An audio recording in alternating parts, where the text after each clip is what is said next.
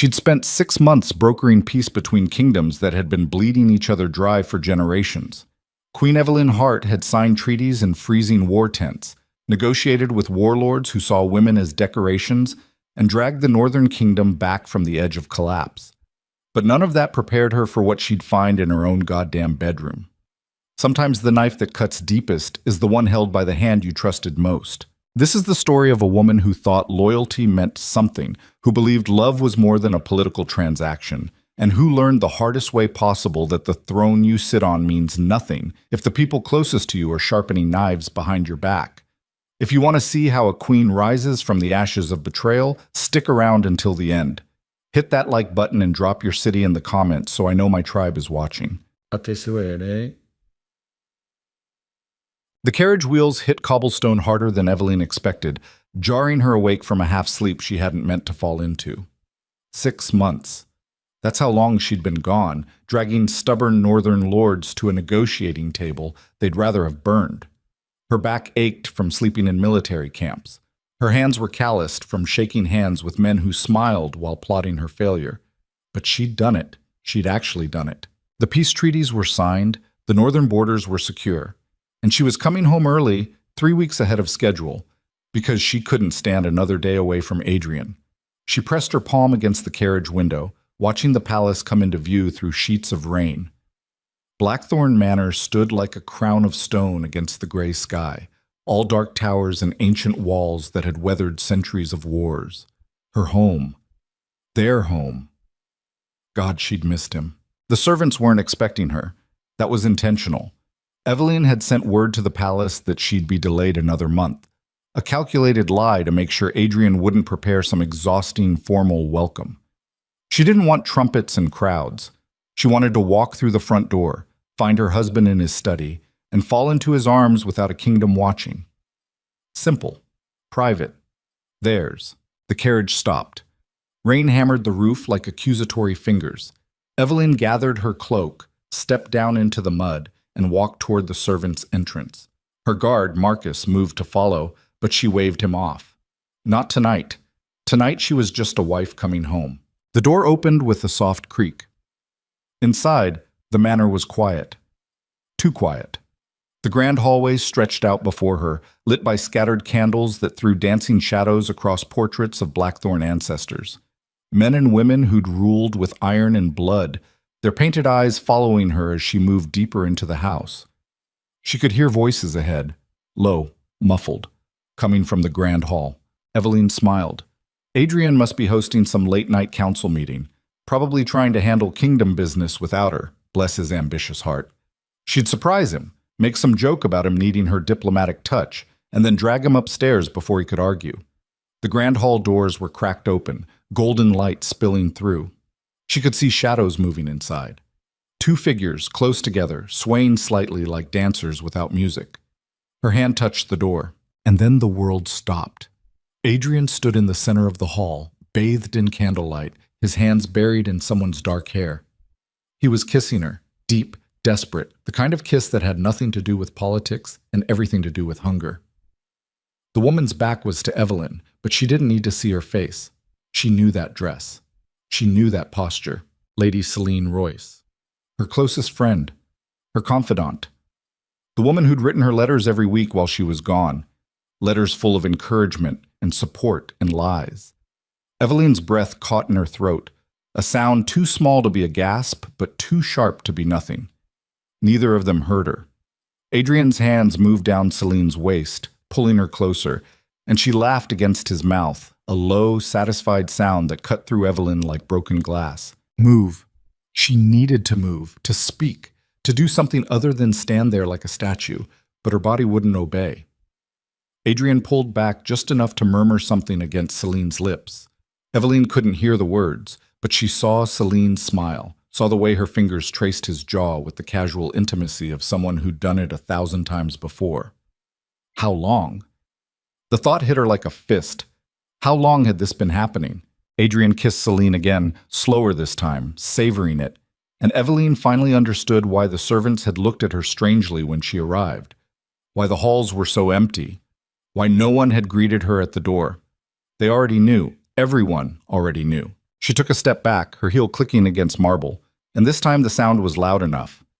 Adrian's head snapped up. His eyes met hers across the distance, and for one brief, horrible moment, she saw something flicker in his expression.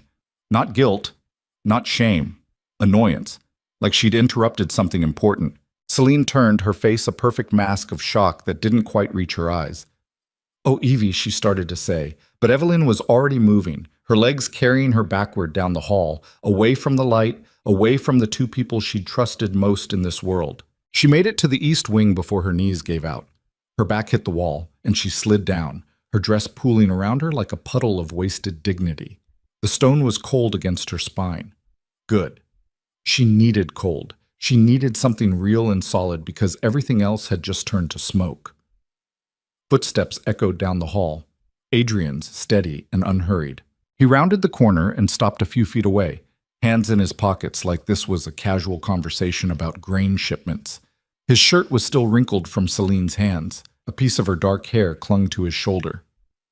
"Are you going to say something?" he asked, "or just sit there looking pathetic?" Evelyn stared at him. This was the man she'd married, the man she'd built a kingdom with, the man who'd held her on their wedding night and promised her forever. She didn't recognize him. "How long?" she said. Her voice came out steadier than she expected. Adrian sighed like she was being tedious. "Does it matter?" "Yes." He studied her for a moment, then shrugged. 4 months. Maybe 5. 5 months. While she'd been negotiating peace treaties in freezing tents, sleeping 3 hours a night, fighting to save a kingdom that included him, he'd been here, with Celine, in their home, in their bed. "Why?" Evelyn whispered. Adrian's expression shifted, something colder settling into his features. "Because you were gone, Evie. Because I needed someone here. Someone who understood what it takes to run a kingdom, and you were too busy playing diplomat with northern savages. I was securing our borders. You were chasing glory." He said it like a fact, not an accusation. "You wanted them to love you more than you wanted to be here. So I found someone who actually wanted to stay." Evelyn pushed herself to her feet, her hands shaking. "That's not fair." "Fair?" Adrian laughed, the sound sharp and humorless. "You want to talk about fair? You've been the people's golden queen for 6 months, Evie. Praised, celebrated, beloved. Meanwhile, I've been here holding this kingdom together, doing the actual work, and getting none of the credit. So forgive me if I found comfort somewhere else. With my best friend. She was here." His voice dropped, something dangerous creeping into it. "She understood what you clearly don't. That being queen isn't about treaties and speeches. It's about being present. It's about supporting your king. Your king." The words tasted like poison. "Is that what this is about? Your ego?" Adrian's jaw tightened. "This is about you forgetting your place." The slap came before Evelyn even realized she'd moved. Her palm connected with his cheek, the crack echoing through the empty hallway like a gunshot. Adrian's head snapped to the side, and for a moment neither of them moved. Then he turned back to her slowly, one hand rising to touch the red mark blooming on his face. His eyes were flat, dead. "You're going to regret that," he said quietly. Evelyn's heart hammered against her ribs, but she didn't step back. "Good. Let me regret something. At least it'll be my choice." Adrian stared at her for a long moment, then turned and walked away, his footsteps fading into the dark. Evelyn stood there, alone in the hallway, her hands still burning from the impact. She'd hit a king. She'd hit her husband.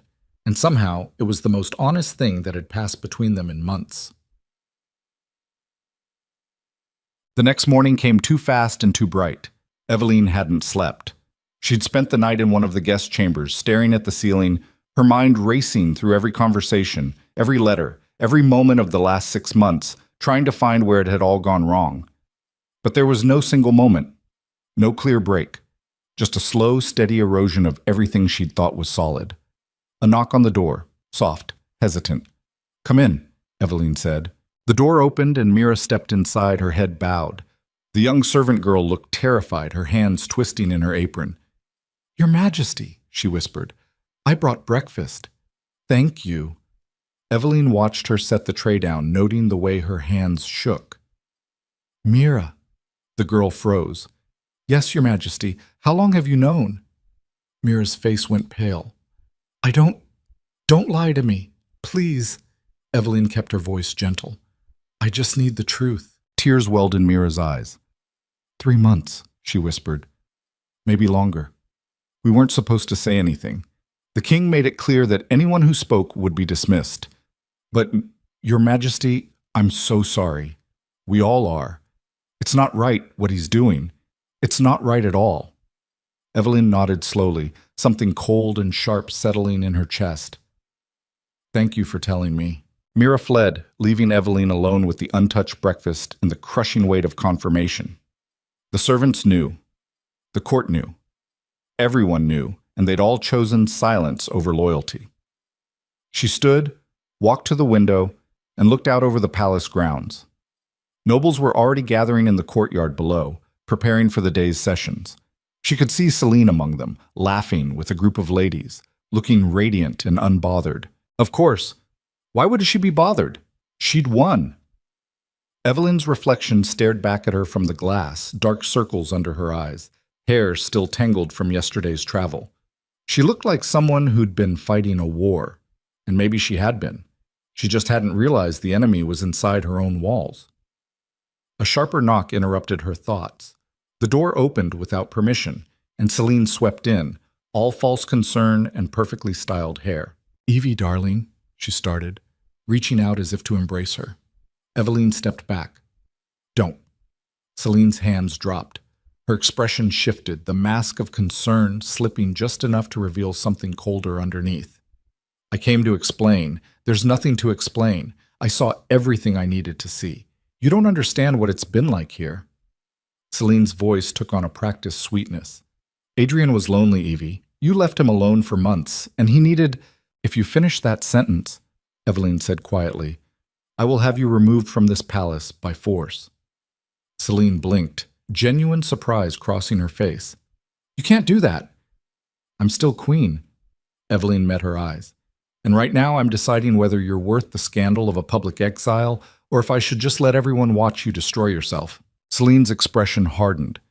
You think you're better than me. You think because you went north and signed some papers, you're the hero. But you left, Evie. You chose ambition over your marriage, and now you're angry that someone else filled the space you abandoned. I was serving our kingdom. You were serving your ego. Celine's voice turned sharp. And now you're back, expecting everything to be exactly as you left it, expecting Adrian to just fall at your feet like some grateful puppy. But he's moved on. We both have. And if you had any dignity left, you'd accept that and step aside gracefully. The words hit like physical blows, each one calculated to wound. Evelyn felt something crack inside her, but she kept her face still, refusing to give Celine the satisfaction of seeing her break. Get out, she said. Celine smiled, cruel and victorious, with pleasure. But Evie, one more thing. Adrian's planning to make an announcement at the Winter Crown Ball. You might want to prepare yourself. She left in a swirl of expensive perfume and malice, and Evelyn stood there. Her hands clenched so tight, her nails drew blood from her palms. The Winter Crown Ball. 3 weeks away, the largest social event of the year, where every noble family in the kingdom gathered to renew their oaths of loyalty. And Adrian was planning an announcement. He was going to replace her, publicly, in front of everyone. Evelyn walked back to the window, staring down at the courtyard where nobles still gathered and laughed, playing their games of power and influence. She'd spent her whole life learning those games, mastering the art of diplomacy and grace. But she'd never learned the most important lesson, that sometimes the people closest to you are the most dangerous. Her reflection stared back at her, and for the first time in her life, she didn't recognize the woman looking back. That woman was weak, trusting, naive. That woman needed to die. Tachekak. 3 days passed in a blur of cold formality. Adrian avoided her. Celine haunted the palace like she owned it. And Evelyn played the role of dignified queen, attending councils, signing documents, smiling at nobles who whispered behind her back. But at night, alone in her chambers, she started digging. The palace archives were extensive, thousands of documents dating back centuries. Evelyn had always been good with numbers, with patterns, with finding connections others missed. It was one of the reasons she'd been so successful in the North. And now she turned that same skill toward her own home. Financial records first. Grain shipments, tax collections, military expenditures. On the surface, everything looked normal. But when she started comparing numbers from different sources, inconsistencies emerged. Small at first. A missing 1,000 gold pieces here, an unexplained shipment there, then larger gaps. Entire shipments unaccounted for. Payments to nobles who didn't exist. Military contracts signed with companies that had no history. Adrian had been stealing from the kingdom. Systematically. For at least 2 years. Eveline's hands shook as she laid out the documents across her desk. This wasn't just an affair. This was treason. Adrian had been embezzling funds, manipulating the treasury, and covering his tracks with forged signatures and false records, and she'd been too blind to see it. A soft knock on her door made her jump. She quickly gathered the documents, hiding them in a drawer before calling out. The door opened. Commander Rowan Vale stepped inside, still wearing his travel cloak, mud-stained and exhausted. He'd been supposed to return from the eastern borders 3 days ago, but something had clearly delayed him. "Your Majesty," he said, bowing.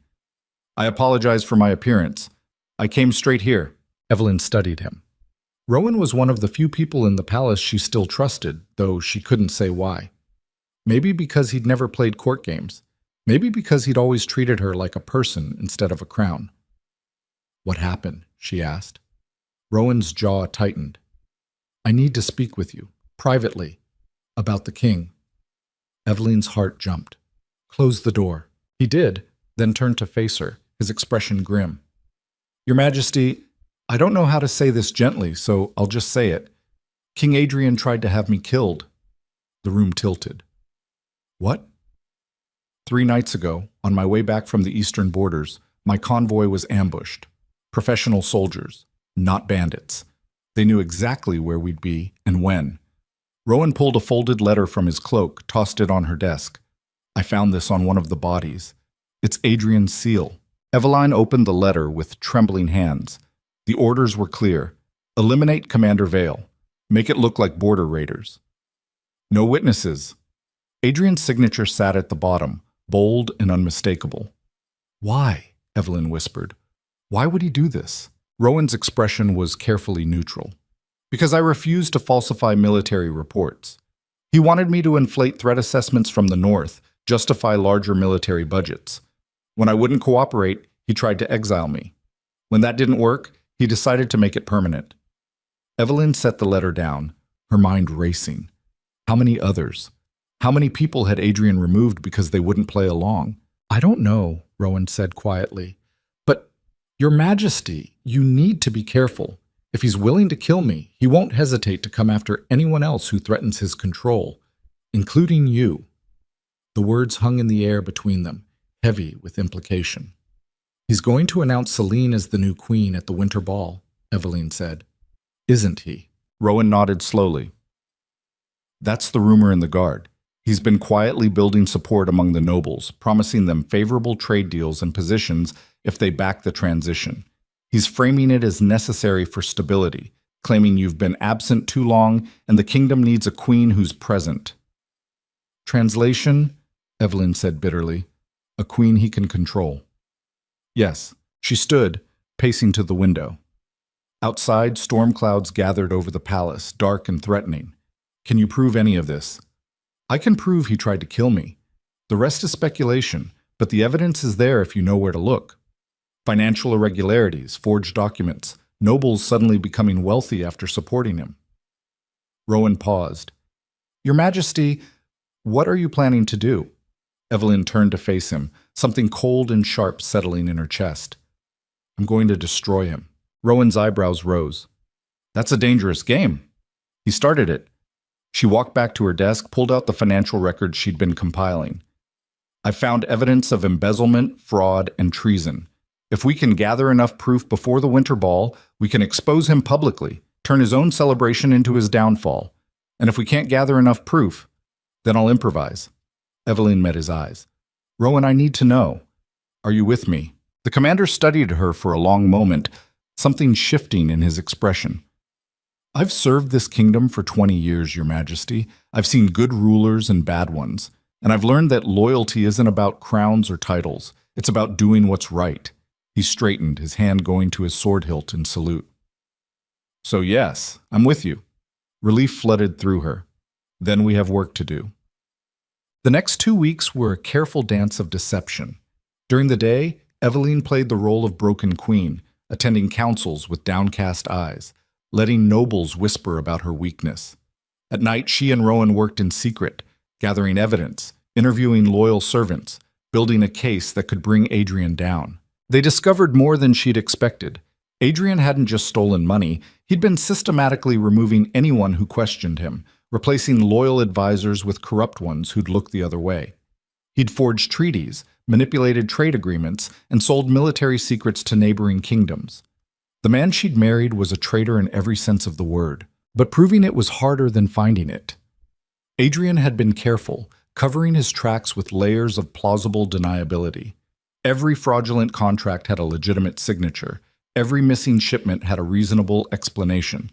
On paper, everything looked clean. "We need someone on the inside," Rowan said one night, spreading documents across Eveline's desk. "Someone close to Adrian who can testify to his intentions." Eveline's mind turned to Celine, then dismissed it. Celine would never betray Adrian. She'd tied her future to his too completely. "What about the servants?" she suggested. "They see everything." Rowan shook his head. "Their testimony won't hold weight against a king's word. We need someone with status, a noble who's been complicit but might be convinced to turn." "Lord Castor," Eveline said suddenly. "He's been managing the treasury for Adrian. If anyone knows where the bodies are buried, it's him. Can we trust him?" "No, but we can scare him." Eveline stood, a plan forming. "Rowan, how many guards can you count on?" 50. "Maybe 60 if we move carefully." "That'll do." She turned to face him, something fierce burning in her chest. "Tomorrow night, we're going to pay Lord Castor a visit. And we're going to give him a choice. Help us, or go down with Adrian." Rowan smiled, the first genuine smile she'd seen from him in weeks. "Yes, Your Majesty." Lord Castor's estate sat on the edge of the palace grounds, a sprawling mansion built on wealth that came from decades of careful corruption. Eveline had been to dinner here once, years ago, before she'd understood what kind of man Castor really was. Now she stood in his study, Rowan and 10 guards flanking her, watching the fat little man sweat. "Your Majesty," Castor stammered, "this is highly irregular." "Sit down," Eveline said quietly. He sat. She walked to his desk, picked up a stack of financial ledgers, and dropped them in front of him. "These are treasury records from the last 3 years. I've marked the discrepancies in red. Would you like to explain them?" Castor's face went white. "I don't know what you're talking about." "Then let me clarify." Eveline leaned forward, her hands flat on the desk. "Over the last 3 years, approximately 2 million gold pieces have vanished from the royal treasury. Shipments have been rerouted, contracts forged, and funds embezzled. And every single irregularity traces back to documents you signed." "Those were the king's orders," Castor said quickly. "I was just following." "Following illegal orders makes you complicit." Eveline straightened. "Which means when Adrian falls, you fall with him." "The king isn't going to fall." Castor's voice shook, but there was defiance in it. "He has the support of the nobles, the military, and the church. You're the one who's isolated, Your Majesty. You're the one who's lost." "Have I?" Eveline gestured to Rowan. "Commander, how many nobles do you think will stand with Adrian once they learn he's been stealing from them?" Rowan's smile was sharp. "Not many." Castor licked his lips, his eyes darting between them. "What do you want?" "I want you to testify." Eveline kept her voice level. "At the Winter Crown Ball, when Adrian makes his announcement, you're going to stand up and tell the truth. Every theft, every forged document, every bribe, all of it. He'll kill me. Not if we arrest him first." She pulled a document from her cloak, slid it across the desk. "This is a full pardon, signed by me as queen. Testify, and you walk away from this. Refuse, and I'll make sure you hang alongside him." Castor stared at the document, his hands trembling. He looked old suddenly, all the bluster drained out of him. "How do I know you can protect me?" he whispered. "You don't." Eveline leaned in close. "But you know what Adrian will do if he finds out you talked to me. So you're going to have to choose who scares you more." The silence stretched between them, heavy with threat and promise. Finally, Castor reached for the document. I'll do it. Good. Evelyn straightened, nodded to Rowan. Take him into protective custody. I want guards on him every hour until the ball. As they led Castor away, the man looked back at her, something like pity in his eyes. Your Majesty, even if you win, you're going to lose everything. I already have, Evelyn said quietly. The night before the Winter Crown Ball, Evelyn stood in her chambers staring at the dress laid out on her bed. It was the same gown she'd worn at her coronation, deep crimson silk embroidered with golden thread, a dress that declared power and legitimacy. Tomorrow, she'd wear it one more time. Not as Adrian's queen, as herself. A soft knock. Rowan entered, looking exhausted. Everything's in place, he said. Castor's ready to testify. The guards know their positions. We've got evidence packets prepared for every noble in attendance. And Adrian still doesn't suspect anything. As far as he knows, you're planning to attend the ball and quietly accept your replacement. Perfect. Evelyn turned to face him. Rowan, I need you to promise me something, anything. If this goes wrong, if Adrian tries to silence me before I can speak, I need you to get the evidence out. Make sure the kingdom knows the truth. Rowan's expression hardened. It won't come to that. Promise me. He met her eyes, something fierce and protective in his gaze. I promise. Thank you. She hesitated, then asked the question that had been haunting her for weeks. Why are you doing this? You could have walked away. Disappeared after the ambush. Instead, you came back. Rowan was quiet for a moment. Because I'm tired of watching good people get crushed by corrupt ones. Because I've spent 20 years following orders, and I want to follow someone worth believing in. He paused. And because you remind me what this kingdom is supposed to stand for. The words settled between them, honest and raw. I'm not a hero, Evelyn said quietly. I'm just someone who got angry enough to fight back. Sometimes that's all it takes. Rowan stepped closer, his voice dropping. Your Majesty, whatever happens tomorrow, you need to know something. You're not alone in this. You have people who believe in you, who see what you're trying to build, and we're going to stand with you, no matter what. Evelyn felt something crack in her chest, something she'd been holding tight for weeks. She nodded, not trusting her voice. Rowan bowed, turned to leave, then paused at the door. Get some rest, Your Majesty. Tomorrow, we make history. He left, and Evelyn stood alone in her chambers, staring at the crimson dress that would either mark her triumph or her funeral. Outside, the storm finally broke, rain hammering against the windows like 1,000 desperate fingers. And somewhere in the palace, Adrian was planning his victory celebration, completely unaware that his queen had sharpened her knives and was coming for his throne. The Winter Crown Ball arrived with all the pageantry and excess the kingdom could muster. Nobles flooded the palace in silk and jewels, their laughter echoing through marble halls as servants rushed to keep wine glasses full. The grand ballroom had been transformed into something from a fever dream, all gold and crystal and candlelight designed to impress and intimidate. Evelyn stood at the top of the main staircase, hidden behind a pillar, watching the crowd gather below. She wore the crimson dress, her hair pulled back, severe and simple. No jewelry except her wedding ring. She'd considered leaving it off, but decided against it. Let Adrian see what he was throwing away. Your Majesty, a servant whispered, the king is about to begin. Evelyn nodded, her heart hammering against her ribs. She could see Adrian at the center of the ballroom, resplendent in black and gold, Celine on his arm like a piece of expensive decoration. They looked perfect together, she had to admit. Two beautiful predators who'd found each other. The music stopped. Adrian raised his hand, and the room fell silent. My friends, he began, his voice carrying across the ballroom with practiced ease.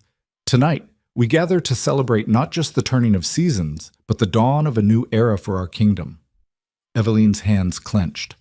This was it.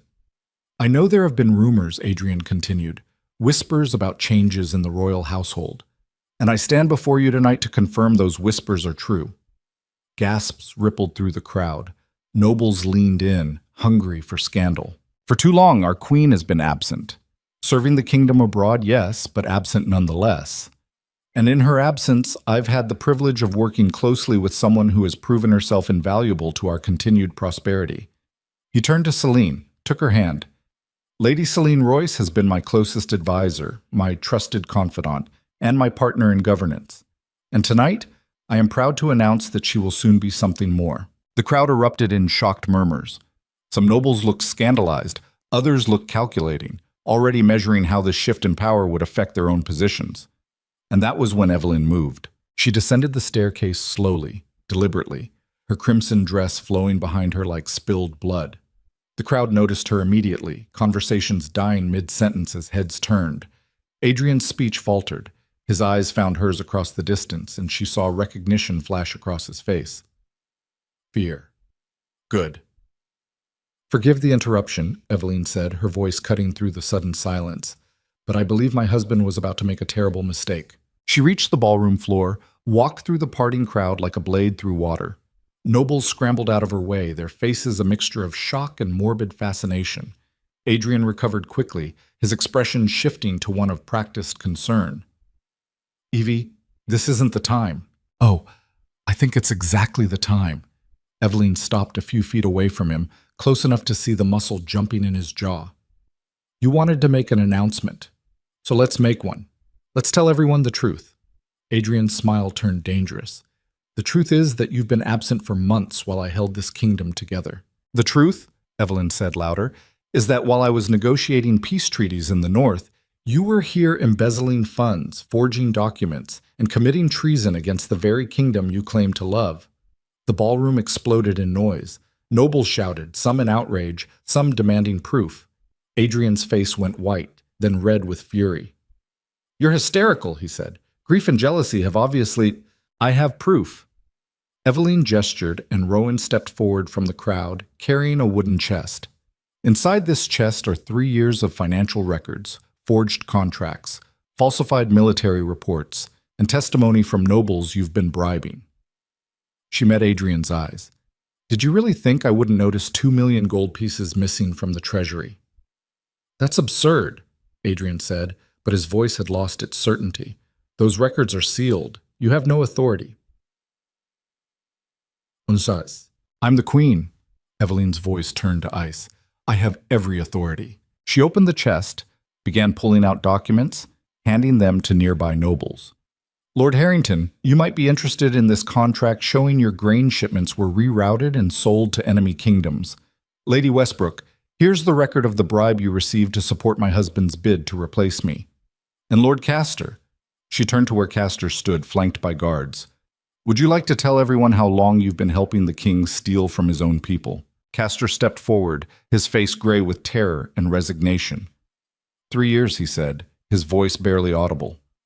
King Adrian ordered me to falsify treasury records, embezzle funds, and forge contracts. He promised me wealth and protection in exchange for my silence. But he lied. He's been planning to eliminate everyone who knows the truth, and I refuse to die for his ambition. The ballroom descended into chaos. Nobles shouted accusations. Guards moved to surround Adrian. And through it all, Evelyn stood perfectly still, watching her husband's carefully constructed world collapse around him. Adrian's mask finally shattered. His hand went to the sword at his hip, his face twisted with rage. You stupid, ungrateful bitch, he snarled. I gave you everything. A crown, a title, legitimacy. And this is how you repay me. You gave me nothing, Evelyn said quietly. I earned every inch of that crown through blood and diplomacy, while you sat here playing king with stolen gold. Adrian drew his sword. The ballroom gasped. Nobles scrambled backward, creating a circle around them. Put it down, Rowan commanded, his own sword drawn, guards flanking him. But Adrian wasn't looking at Rowan. He was staring at Evelyn with such pure hatred that for a moment she thought he might actually strike her down in front of everyone. Do it, she said softly. Prove to everyone exactly what kind of man you are. Adrian's sword trembled. Then, with a roar of fury, he lunged. Rowan moved like lightning, his blade intercepting Adrian's with a screech of steel. The two men crashed together, swords flashing in the candlelight as guards rushed forward to separate them. It took 6 men to restrain Adrian. He fought like a rabid animal, screaming threats and curses, his perfect composure completely shattered. Celine tried to run, but guards caught her at the door, dragging her back, kicking and screaming. The ballroom had become a battlefield of silk and scandal. Nobles shouting over each other, some demanding Adrian's head, others trying to salvage their own reputations by denouncing him loudly. And through it all, Evelyn stood at the center, perfectly still, watching the man she'd once loved be dragged away in chains. Rowan approached, breathing hard, a cut on his cheek from Adrian's wild strike. "It's done," he said quietly. Evelyn nodded, feeling nothing. No triumph, no relief, just a vast, echoing emptiness where her heart used to be. But as guards hauled Adrian toward the dungeons, he looked back at her one last time, his eyes burning with promise.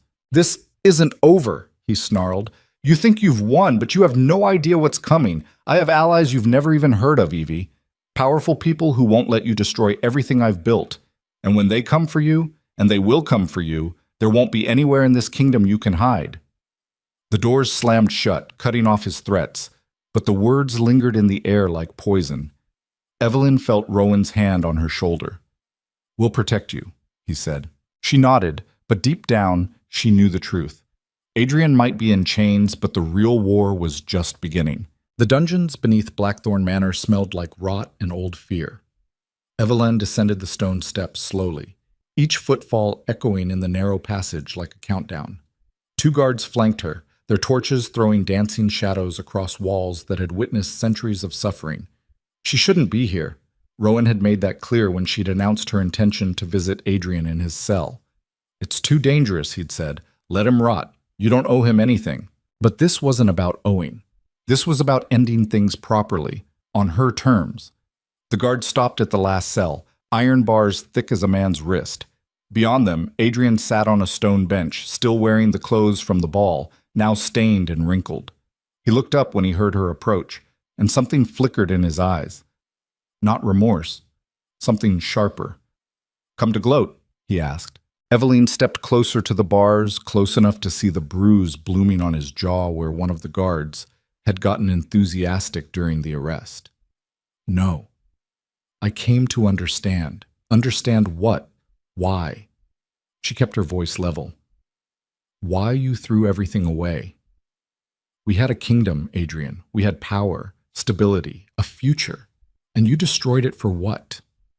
Money, Celine Satorier. Tell me it was worth it." Adrian laughed, the sound bitter and raw. "You still don't get it. None of this was about Celine or money, Evie. It was about control.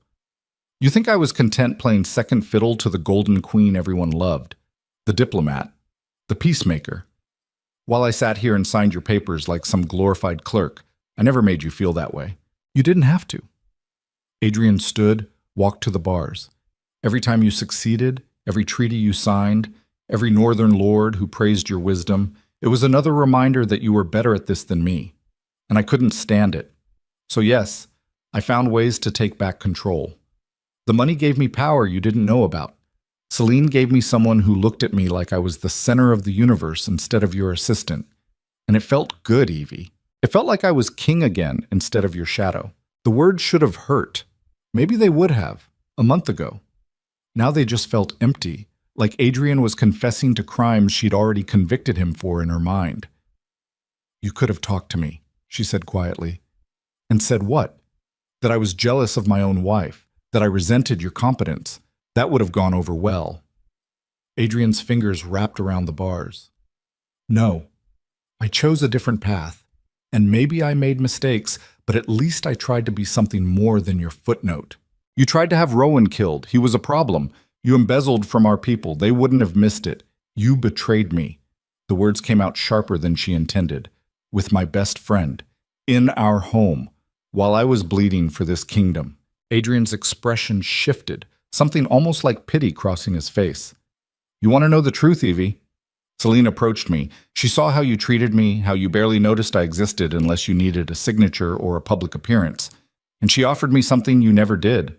Attention, desire, a reason to feel like I mattered. So this is my fault." "No." Adrian's voice dropped. "It's both our faults. You were so focused on being the perfect queen that you forgot to be a wife. And I was so focused on my ego that I forgot to be a man worth staying loyal to. We destroyed each other, Evie. Just in different ways." The admission hung between them, ugly and honest. Evelyn felt something crack inside her, Not heartbreak, but the final death of an illusion she'd been clinging to. The man she'd married had never really existed. He'd just been a reflection of what she'd wanted to see.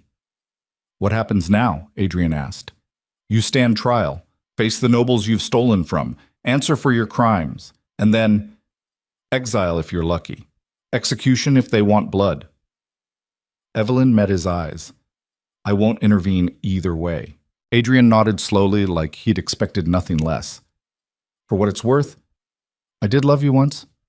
Before the crown got in the way. Before we became what we are now." "I know." Evelyn turned to leave, then paused. "Adrian, that threat you made at the ball, about powerful allies coming for me, was that real or just rage talking?" Adrian's smile was thin and dangerous. "What do you think?" She studied his face, looking for the lie, but his eyes were flat, unreadable. "If you're trying to scare me, it won't work." "I'm not trying to scare you, Evie. I'm trying to warn you." Adrian moved closer to the bars, his voice dropping to barely a whisper. "You think you've won because you exposed me in front of the court. But the court is just theater. Real power doesn't live in ballrooms. It lives in shadows, in agreements made behind closed doors, in debts and favors and blood oaths that go back generations. And I've made promises to people who don't forgive broken deals." "What people? If I told you, they'd kill me. Maybe they'll kill me anyway." Adrian's laugh was hollow. "But either way, they'll come for you. And when they do, you're going to wish you'd died beside me." Evelyn's heart hammered against her ribs, but she kept her face still. Empty threats from a desperate man. Believe what you want. Adrian turned away, walking back to his bench. "Just remember I tried to warn you when they come knocking." She left without another word, climbing back up the stone steps with Adrian's voice echoing in her head. The guard sealed the dungeon door behind her with a heavy clang that sounded too much like finality. Rowan was waiting in the corridor above, his expression grim. "Did you get what you needed?" "I'm not sure." Evelyn pulled her cloak tighter, suddenly cold despite the warm air. "He says there are people coming for me. Powerful allies he made promises to.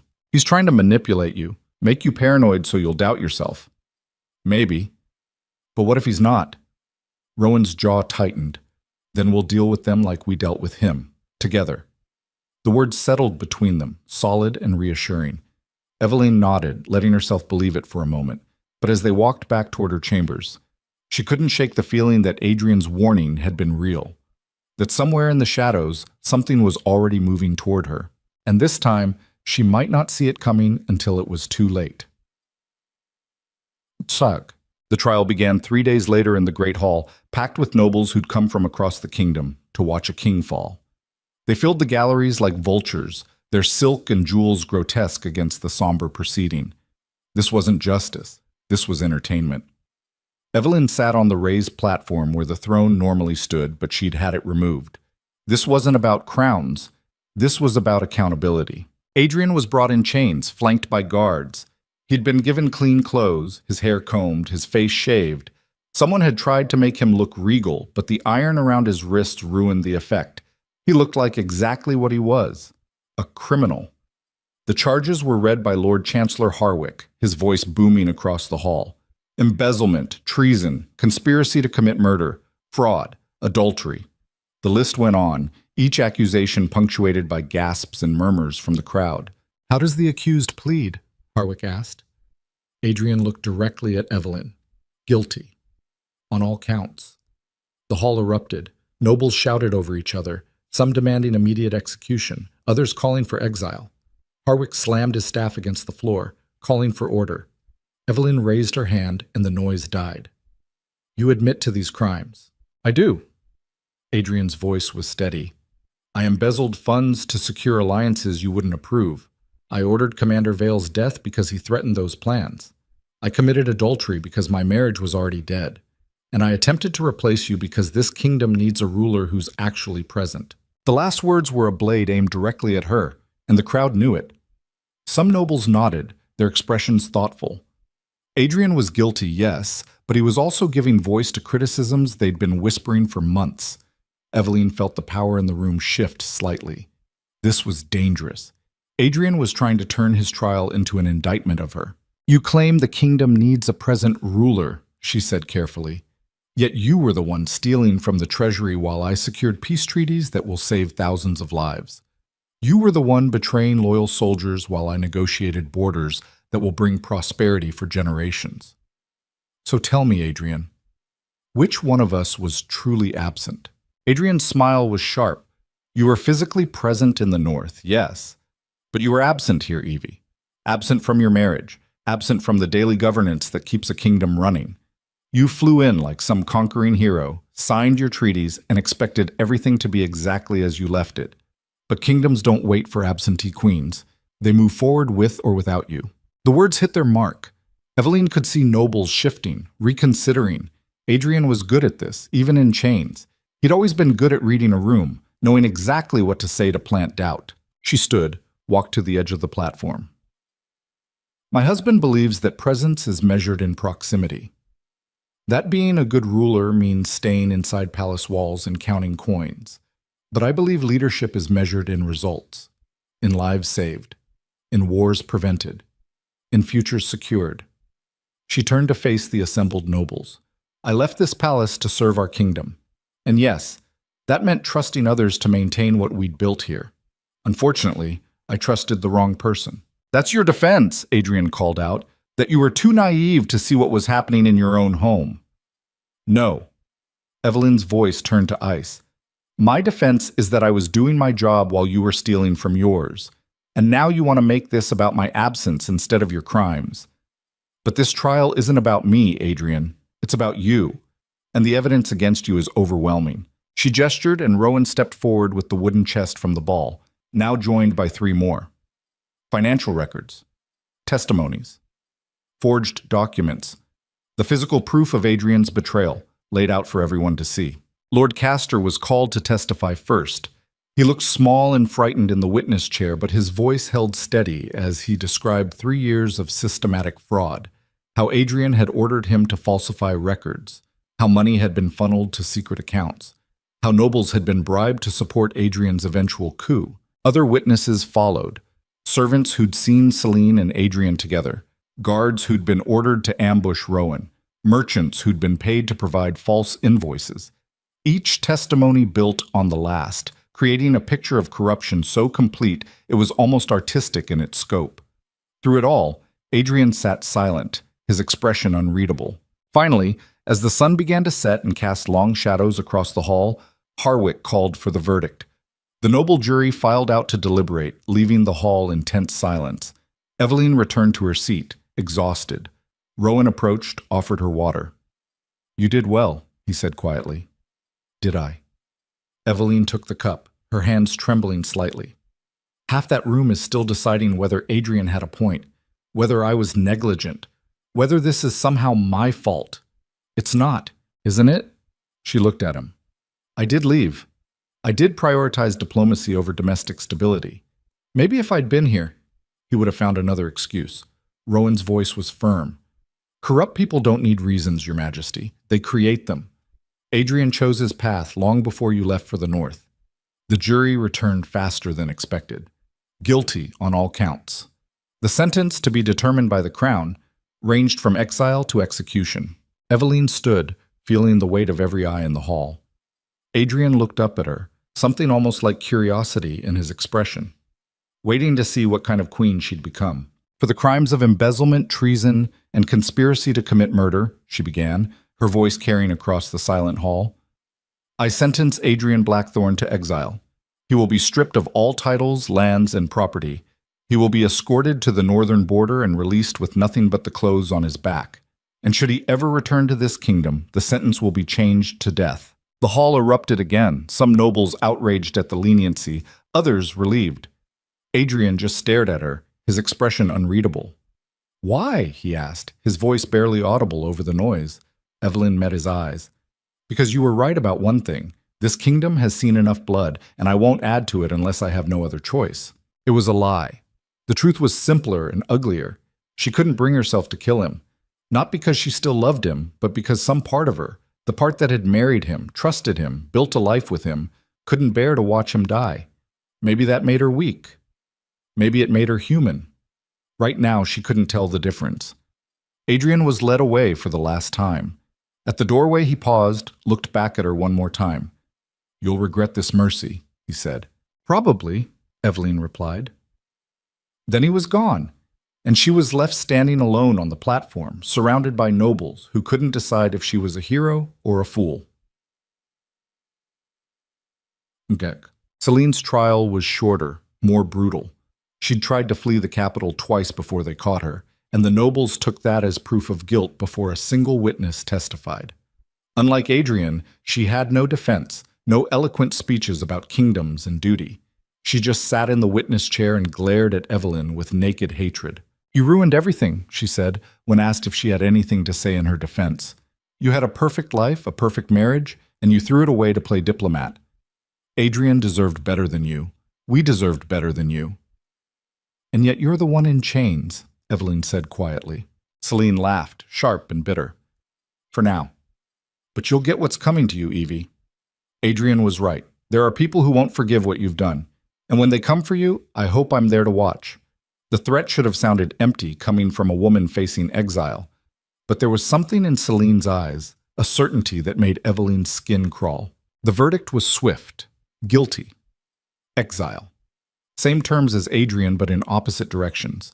She'd be sent south to the desert kingdoms where water was currency and mercy was a foreign concept. As guards dragged Celine from the hall, she screamed obscenities that echoed off the stone walls.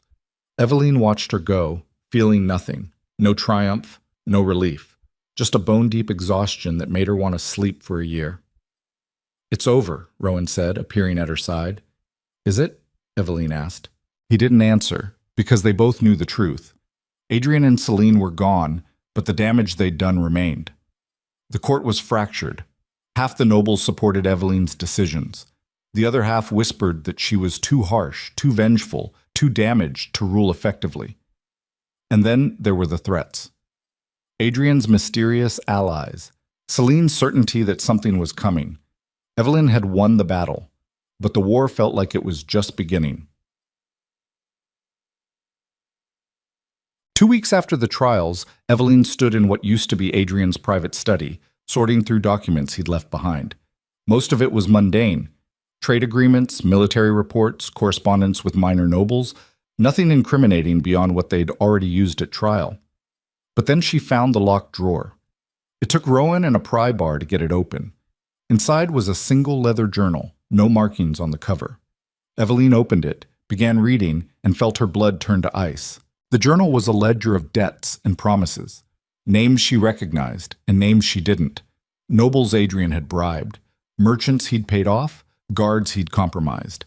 But worse than that were the entries near the end. Debt paid to the Covenant, 20,000 gold. Return favor, removal of obstacles to succession. The Covenant. Evelyn had heard the name exactly once, years ago, whispered by a dying assassin who tried to kill her father. A shadow organization that dealt in power, secrets, and blood. Most people thought they were a myth, a ghost story to scare ambitious nobles. But here was Adrian's handwriting, documenting payments to them, promises made, favors owed.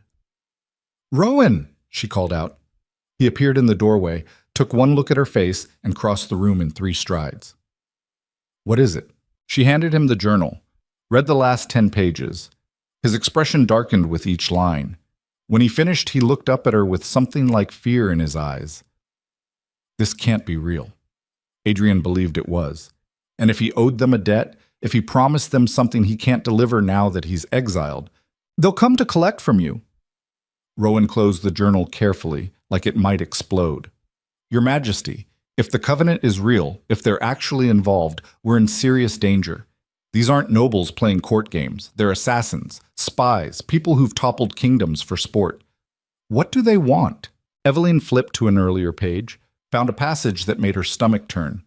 Adrian had promised them access to the northern trade routes she'd just secured, control over key military positions, and most chillingly, a queen who would look the other way while they consolidated power. "He sold them a puppet ruler," she said. "He promised them Celine would play along. And now that I've ruined that plan..." "You're an obstacle." Rowan's jaw tightened. "They'll try to remove you. Let them try. This isn't bravado time, Your Majesty. The Covenant doesn't fail. If they want you dead, you're already being watched, already being measured. And when they strike, it'll come from somewhere you'll never see coming. Then we need to see it coming. Evelyn stood, paced to the window. Adrian kept records of his dealings with them. Maybe he kept information about how to contact them, how they operate, who their agents are. Or maybe he was smart enough not to write that down. Rowan joined her at the window. We need to assume the worst, that they're already here, already in position, waiting for the right moment. So what do? We tighten security, vet every servant, every guard, every noble who has access to you. We assume everyone is a potential threat until proven otherwise. That's no way to live. It's the only way to stay alive. Rowan turned to face her.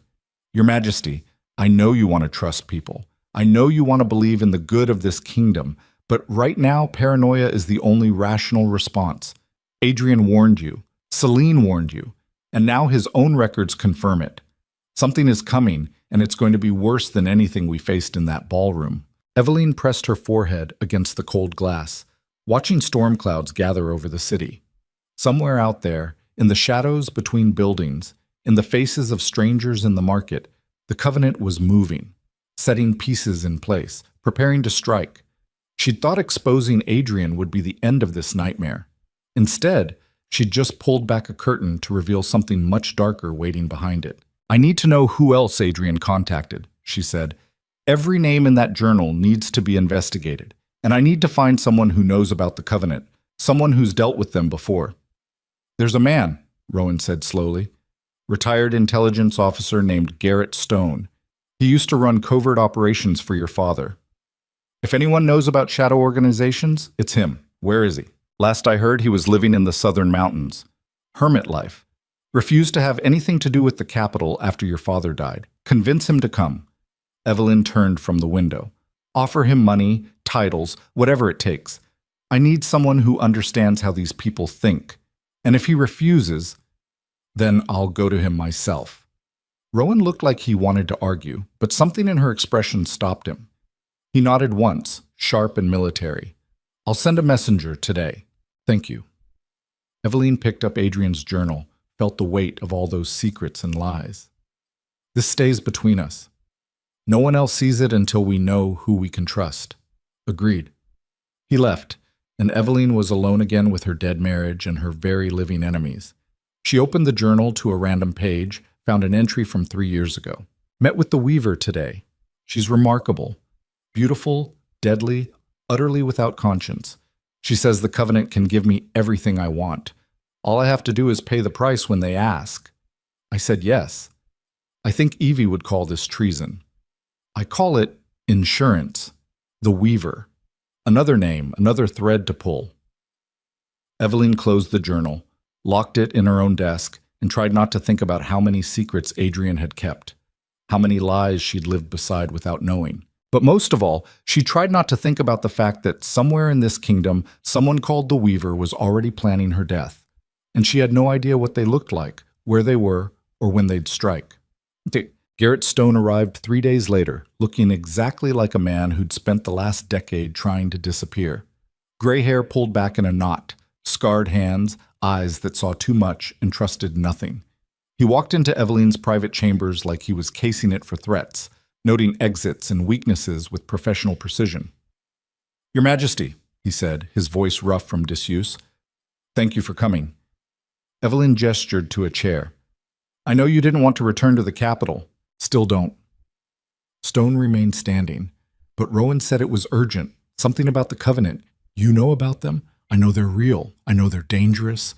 And I know that if you're on their radar, you're probably already dead. He finally sat, his movements economical. So, tell me why I shouldn't just walk back to my mountains and let you handle your own mess. Evelyn slid Adrian's journal across the desk. Read that. Then tell me if you still think this is just my mess. Stone opened the journal, his expression unchanging as he read. But Evelyn saw the slight tightening around his eyes, the way his fingers gripped the pages just a fraction harder. When he finished, he closed it carefully and looked at her with something like pity. Your husband was an idiot. That's your professional assessment. He made deals with the Covenant without understanding what he was agreeing to. Stone tapped the journal. These favors he promised, access to trade routes and military positions, those aren't things the Covenant asks for lightly. They're building something big. And your husband just handed them the keys to your kingdom. Can we stop them? Stone laughed, sharp and humorless. No. The Covenant doesn't get stopped. They get survived, if you're lucky. But usually they just get what they want and move on to the next kingdom. That's not good enough. Evelyn leaned forward. I need to know how they operate, who their agents are, how to identify them before they strike. They operate through proxies, recruited agents who don't even know they're working for the Covenant until it's too late. Could be anyone. A servant, a guard, a trusted advisor. Stone's eyes met hers. Hell, could be me for all you know. But it's not. No. But the fact that you're willing to trust me proves my point. You're vulnerable, Your Majesty. And the Covenant specializes in exploiting vulnerability. Then teach me not to be vulnerable. Evelyn kept her voice steady. You ran covert operations for my father. You know how these people think. Help me protect my kingdom. Stone studied her for a long moment. Your father asked me the same thing once. I told him the price of that kind of knowledge was too high, that it would change him in ways he wouldn't like. And what did he say? He said he'd rather be changed than conquered. Stone's expression softened slightly. I see you have the same disease. Is that a yes? It's a warning. If I teach you what I know, you'll never sleep easily again. You'll see threats in every shadow, betrayal in every smile. It's a lonely, paranoid way to live. I'm already living that way. At least give me the tools to make it productive. Stone nodded slowly. All right, but we do this my way. Full security overhaul. Every person in this palace gets vetted. Your food gets tasted. Your chambers get swept for poison and weapons daily. And you don't trust anyone, including people you think you know. Including Rowan. Especially Rowan. Stone's voice was flat. The Covenant's favorite tactic is turning your most trusted ally into your killer. They're patient. They'll spend years building trust, waiting for the perfect moment. So yes, even Commander Vale gets scrutinized. The thought made Evelyn's chest tight. Rowan had been the one constant through all of this. The person who'd stood with her when everyone else was choosing sides. But that was exactly the kind of thinking that got people killed. All right, she said, we do it your way. Complete overhaul. No exceptions. Good. Stone stood. I'll need full access to palace records, guard rotations, servant assignments, and I'll need a team I can trust. People from outside the capital who have no connection to Adrian's regime. Rowan can help with that. Rowan is subject to investigation like everyone else. Stone's expression was granite. Until I clear him, he doesn't get to know our full security measures. Clear. Evelyn wanted to argue, but Stone was right. If she was going to survive this, she needed to think like the enemy, and the enemy would absolutely try to use her trust in Rowan against her. Clear, she said. Stone headed for the door, then paused. Your Majesty, the Covenant doesn't make mistakes. If Adrian promised them something and you've disrupted that plan, they will come for you. And when they do, it won't be dramatic, won't be a spectacle. You'll just stop breathing one night, and by morning, someone else will be sitting on your throne. The only way to survive is to become more ruthless than they are. Can you do that? Evelyn thought about Adrian in his cell, about Celine screaming as guards dragged her away, about all the trust she'd given that had turned to poison. Yes, she said, I can. Stone nodded. Then maybe you've got a chance. He left, and Evelyn sat alone in her chambers, feeling the walls close in. Outside, the kingdom continued its daily rhythms. Nobles plotted, merchants traded, servants gossiped, and somewhere in that sea of normal life, the Covenant's agents were moving, preparing, waiting for her to make a mistake. She walked to her desk, pulled out parchment, and began writing. Not orders or decrees. A letter to herself. Remember who you were before all this. The woman who believed in honor, in trust, in the goodness of people. Remember her, because you're about to kill her. You're about to become something harder, colder, more ruthless. And once you cross that line, you won't be able to go back. But you'll be alive. And maybe that's enough. She signed it, sealed it, and locked it in the drawer with Adrian's journal. 2 pieces of a life she was leaving behind. Then she stood, straightened her shoulders, and walked to the window. The kingdom spread out before her, beautiful and deadly, full of people who wanted her crown, her life, her power. Let them come, she thought. Let them all come. Because she was done being the naive queen who trusted the wrong people. Done being the woman who got betrayed in her own home. From now on, she was something else. Something shaped by fire and lies, and the cold understanding that mercy was just another word for weakness. And if the Covenant wanted her throne, they'd have to pry it from her cold, dead hands. But they'd better bring an army, because she wasn't planning to go quietly. The security overhaul took 2 weeks. Garrett Stone moved through the palace like a ghost, questioning servants who'd worked there for decades, reviewing guard rotations that hadn't changed in years, dismantling the comfortable routines that made a palace feel like home and replacing them with something cold and militaristic.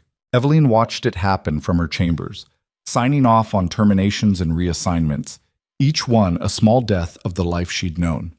The cook who'd made her favorite breakfast for 10 years was gone, replaced by someone Stone had vetted personally.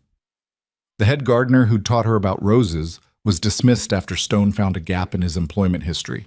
Even her lady's maid, Sweet Mira, who'd wept when she learned about Adrian's affair, was reassigned to the kitchens after failing Stone's background investigation. The palace became a different place, colder, emptier. Every smile felt like a potential threat. Every kindness looked like manipulation. And through it all, Rowan stayed at her side, even though she could see the hurt in his eyes every time Stone questioned his movements or double-checked his orders. He understood what she was doing. He just didn't like being on the receiving end of it. "Your Majesty," Stone said, appearing in her doorway without knocking. That was another new rule. No one knocked anymore. Doors stayed unlocked. Privacy was a luxury she couldn't afford. "What is it?" Evelyn asked, not looking up from the documents she was reviewing. "We have a problem."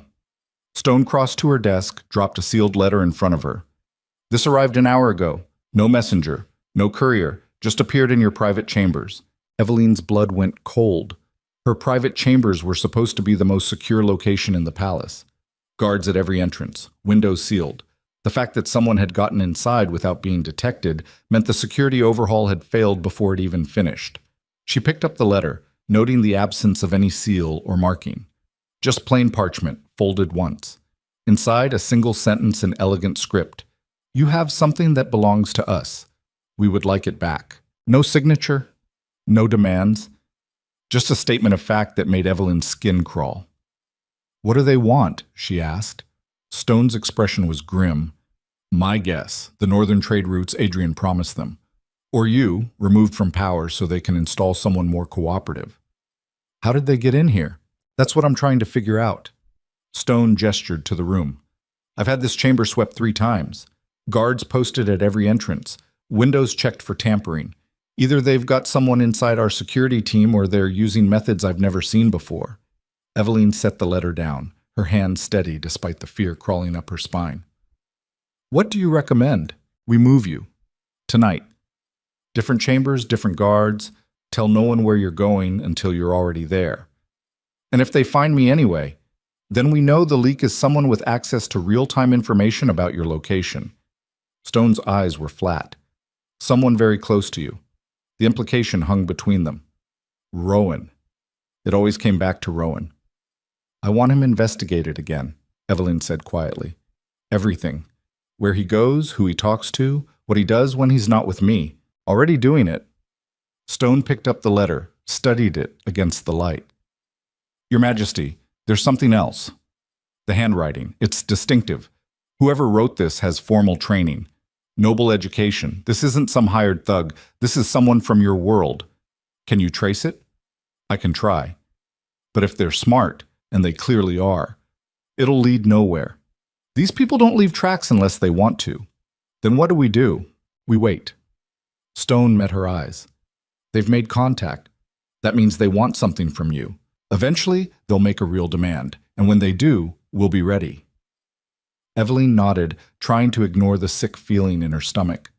The Covenant had been inside her private chambers, had walked past her guards, her locked doors, her supposedly impenetrable security. And she hadn't known until they wanted her to know. The message was clear. They could reach her anytime, anywhere, and there was nothing she could do to stop them. That night, Stone moved her to the old East Wing, a section of the palace that hadn't been used in decades. The rooms were dusty and cold, furniture covered in sheets, but the location was defensible. Only one entrance. Windows too high to reach from outside. And most importantly, only 3 people knew she was there. Stone, Rowan, and herself. If the Covenant found her here, she'd know exactly who the traitor was. She tried to sleep but couldn't. Every shadow looked like a threat. Every creak of old wood sounded like footsteps. She lay in the unfamiliar bed, Adrian's journal on the nightstand beside her, and thought about how quickly everything had fallen apart. A month ago, she'd been the Golden Queen, beloved, successful, married to a man she thought she knew. Now she was hiding in abandoned wings of her own palace, trusting no one, waiting for assassins who could walk through walls. The worst part wasn't the fear, it was the loneliness. She'd spent her whole life building connections, fostering relationships, believing that people were fundamentally good if you just gave them the chance to be. And now she couldn't trust any of them. A soft knock on the door made her jump. She reached for the knife Stone had given her, the blade cold against her palm. "It's me," Rowan's voice, muffled through thick wood. Evelyn hesitated, then crossed to the door. Rowan stood in the hallway, still in his uniform, exhaustion written across his face. "You shouldn't be here," she said. "I know, but I needed to see you, to make sure you were all right. I'm fine. You're not." Rowan stepped closer, and Evelyn fought the urge to step back. "Your Majesty, I know Stone has you questioning everyone. I know you can't trust me the way you did before, but I need you to hear this. I am not working for the Covenant. I have never betrayed you, and I will die before I let anything happen to you." The words should have been comforting. Instead, they just made Evelyn more suspicious, because that's exactly what someone working for the Covenant would say. "I want to believe you," she said quietly. "Then believe me." "I can't." She met his eyes. "I can't afford to believe anyone anymore, Rowan. Not even you. Especially not you." She saw the hurt flash across his face, quickly masked. He nodded once, stepped back. "Understood. I'll maintain my distance. But Your Majesty, when this is over, when you've caught whoever's really behind this, I hope you'll remember who stood beside you when everyone else ran." He left before she could respond, and Evelyn closed the door, locked it, and slid down to sit with her back against the wood. This was what the Covenant did. They didn't just kill you, they isolated you first, made you paranoid, turned your allies into suspects.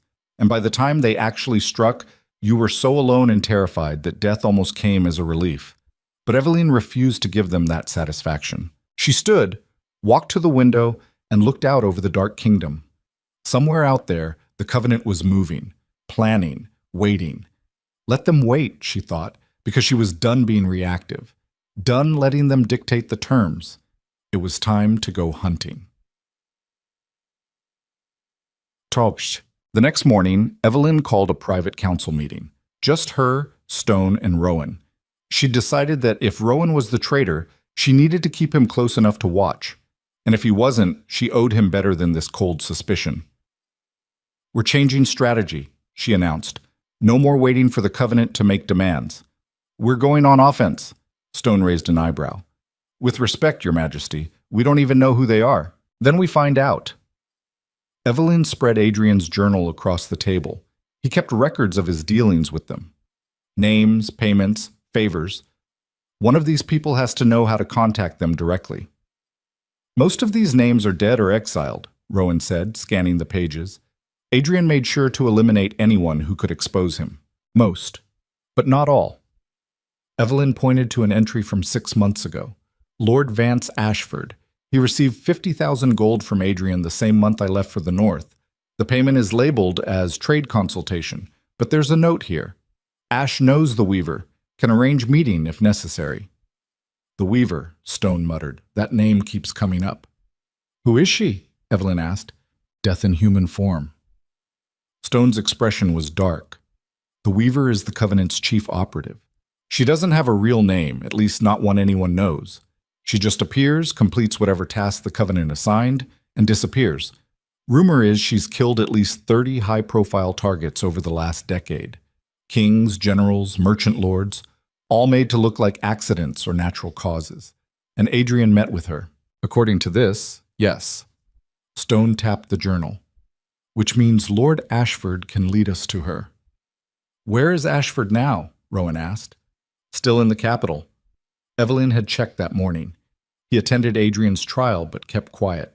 Voted guilty along with everyone else. Smart man. Stone leaned back. He knew which way the wind was blowing and adjusted accordingly. Or he's been working for the Covenant all along. Evelyn closed the journal. Either way, he's our best lead. We bring him in, question him, and find out what he knows. And if he refuses to talk, then we make him talk. Evelyn's voice was flat. I'm done playing nice with people who've conspired against this kingdom. Rowan and Stone exchanged glances. This was new territory. The queen they'd known didn't threaten torture, didn't talk about making people break, but that queen was dead. This one had learned that mercy was just another word for weakness. I'll bring him in tonight, Rowan said, quietly. No one needs to know he's been arrested. Good. Evelyn stood. And Rowan, if he tries to run, don't kill him. I want him alive and capable of speech. Understood. Lord Vance Ashford arrived in chains just after midnight, dragged into the same dungeons where Adrian had waited for trial. He was older than Evelyn remembered, his hair gone gray, his face lined with the kind of stress that came from carrying too many secrets. Stone had him chained to a chair in the interrogation room, a windowless cell that smelled like old fear and newer desperation. Evelyn entered alone, letting the door slam behind her. Your Majesty, Ashford started, his voice shaking. There's been some mistake. No mistake. Evelyn set Adrian's journal on the table between them.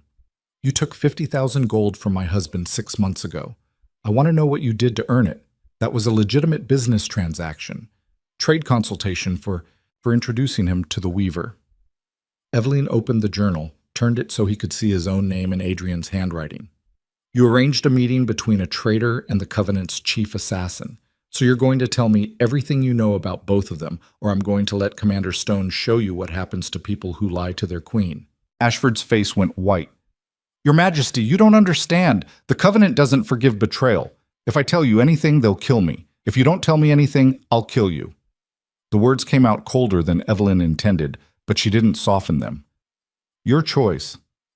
Quick death now, or slow death later. Ashford's hands trembled against his chains. This isn't you. You're not this person. You're right. I wasn't. Evelyn leaned forward.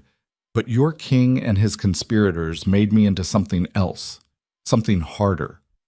So talk, Ashford, before I decide you're more useful as an example than an informant.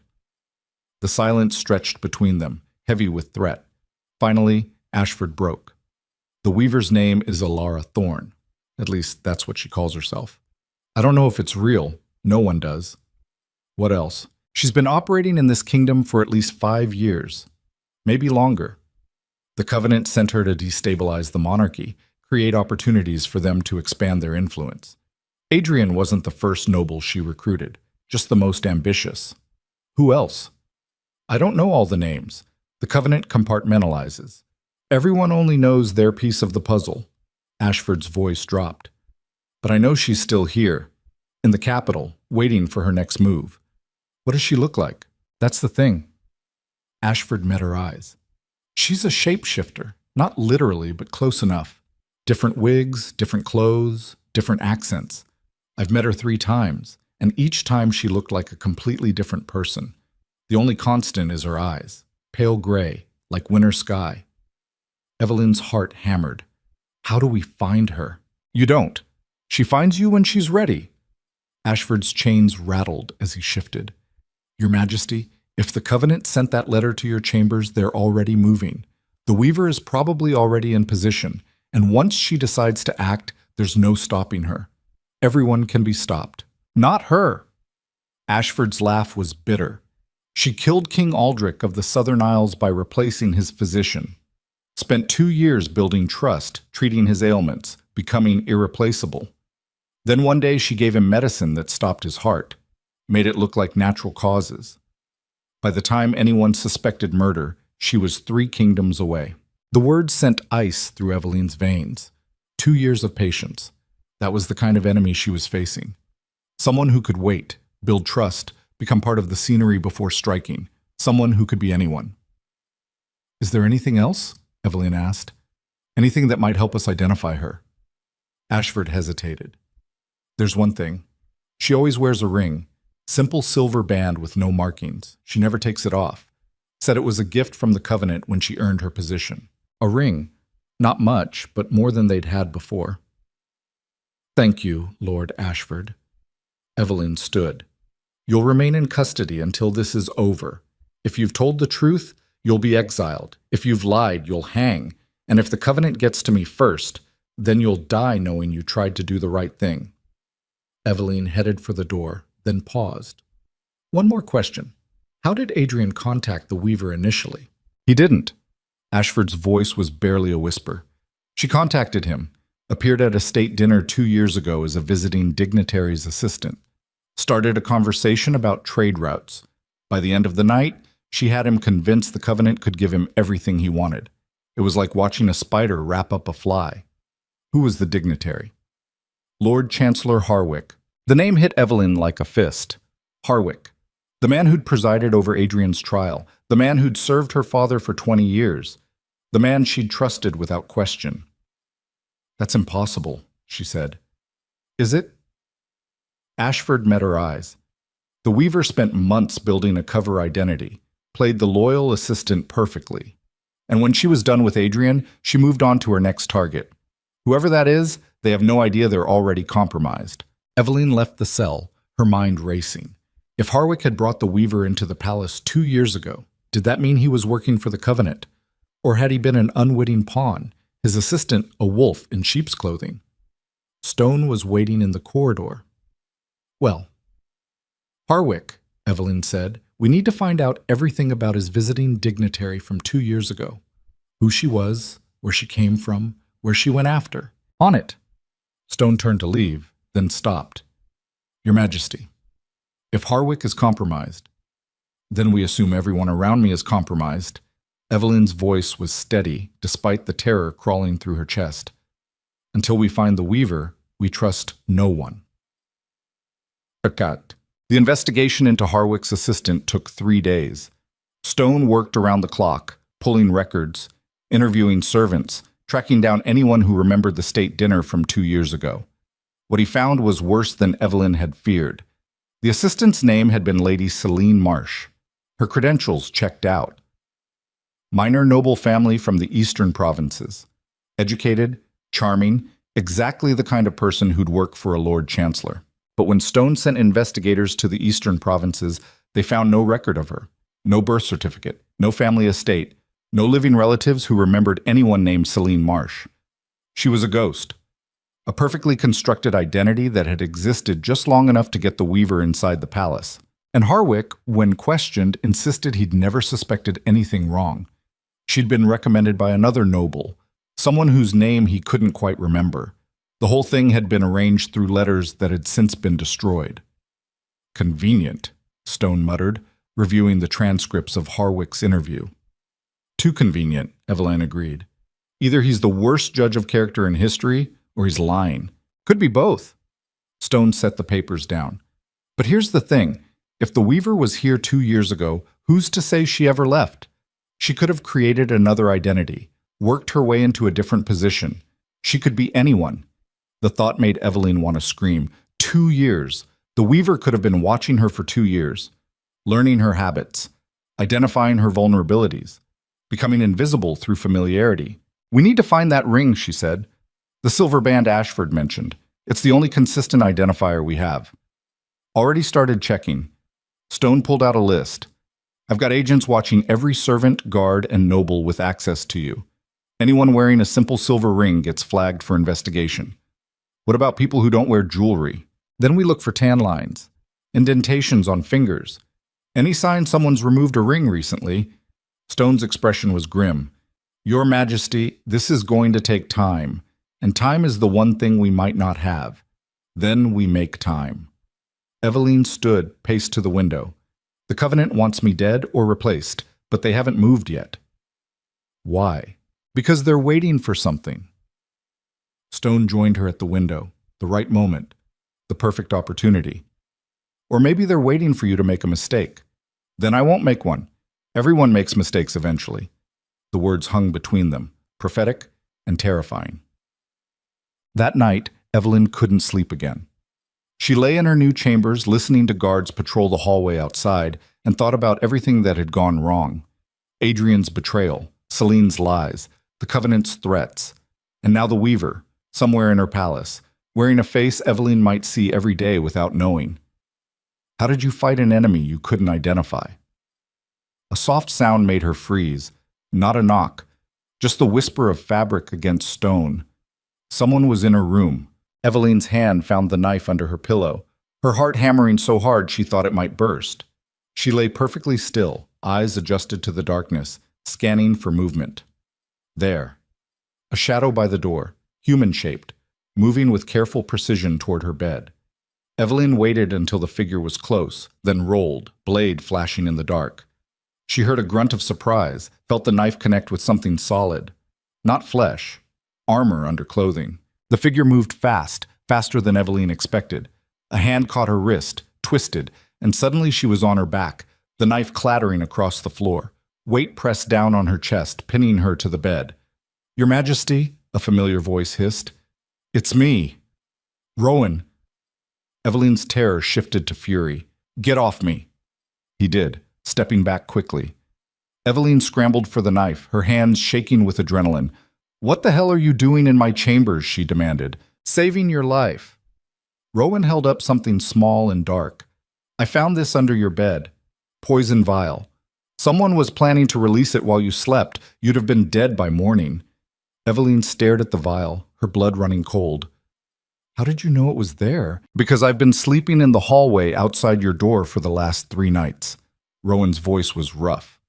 "Stone told me to keep my distance, so I did. But I wasn't about to leave you unprotected. And tonight, I saw someone slip into your chambers. I gave them time to plant whatever they were planting, then followed them in." "Who was it?" "I don't know. They were already gone by the time I got inside." Rowan set the vial on the nightstand. "But they left this, which means the Weaver is making her move.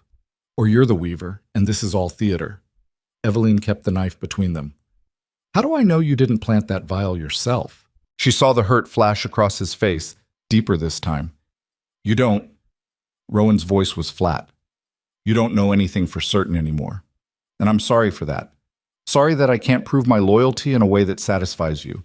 But Your Majesty, with or without your trust, I'm going to keep you alive, because that's what I swore to do." He turned to leave, and Evelyn felt something crack inside her. The constant suspicion, the isolation, the fear. It was eating her alive from the inside out. "Rowan, wait." He stopped, but didn't turn around. "I'm sorry," she said quietly. "You're right. I don't trust anyone anymore, including you, and I hate it. I hate what this has turned me into." "Then let me help you." Rowan faced her. "Not as someone you trust blindly, but as someone you can verify. Give me assignments, check my work, verify everything I do. But don't shut me out completely, because we both know the Covenant wants exactly that. They want you alone and vulnerable." Evelyn studied him in the darkness, trying to see past her paranoia to the man she'd fought beside. The man who'd stood with her when everyone else was choosing sides. "All right," she said, "but from now on you report every movement to Stone. Every conversation, every action, no exceptions. Agreed. And if I find out you've lied about anything, oh, you won't." Rowan's eyes met hers. "Your Majesty, I know you can't believe this right now, but eventually, when this is over, you're going to look back and realize I was telling the truth. And I hope when that day comes, you'll forgive yourself for doubting me." He left before she could respond, and Evelyn was alone again with the poison vial and her spiraling thoughts. Someone had been in her chambers, had moved past her guards, her locked doors, her security measures, had planted poison designed to kill her in her sleep. The Weaver was here, inside her walls, wearing a face Evelyn knew but couldn't identify. And the worst part was, she had no idea who to protect herself from, because the truth was becoming clear. The Covenant didn't need to kill her themselves. They just needed to make her so paranoid, so isolated, so broken by fear and suspicion that she destroyed herself. And she was halfway there already. Upachag. Morning came with news that made everything worse. Lord Vance Ashford was dead. Found in his cell with his throat cut, despite being under constant guard. No one had heard anything. No one had seen anyone enter or leave. He'd just stopped breathing sometime between midnight and dawn. Stone examined the body personally. Single clean cut. Professional. The kind of kill that took skill and practice. "The Weaver," he said flatly. She got to him before he could tell us anything else. But he was in the dungeons, under guard. Eveline felt sick. How is that possible? Because she's already inside our security. Stone's expression was granite. Someone on our team is either the Weaver herself or working for her, and we have no way of knowing who. "Test everyone," Eveline ordered. "Guards, servants, advisors. I want every person in this palace investigated. Already doing it. But Your Majesty, that's going to take weeks. And based on last night's poison attempt, we don't have weeks." "Then what do you suggest?" Stone was quiet for a long moment. "We set a trap. Use you as bait." "Absolutely not," Rowan cut in. He'd appeared in the doorway looking like he hadn't slept. "That's too dangerous. Everything's dangerous right now." Stone didn't look away from Eveline. "But it's also our best option. We announce a private meeting. Make it look important. Leak the information to select people and see who takes the bait. And if the Weaver shows up, we'll be ready." Stone's smile was cold. She might be good, but she's not invincible.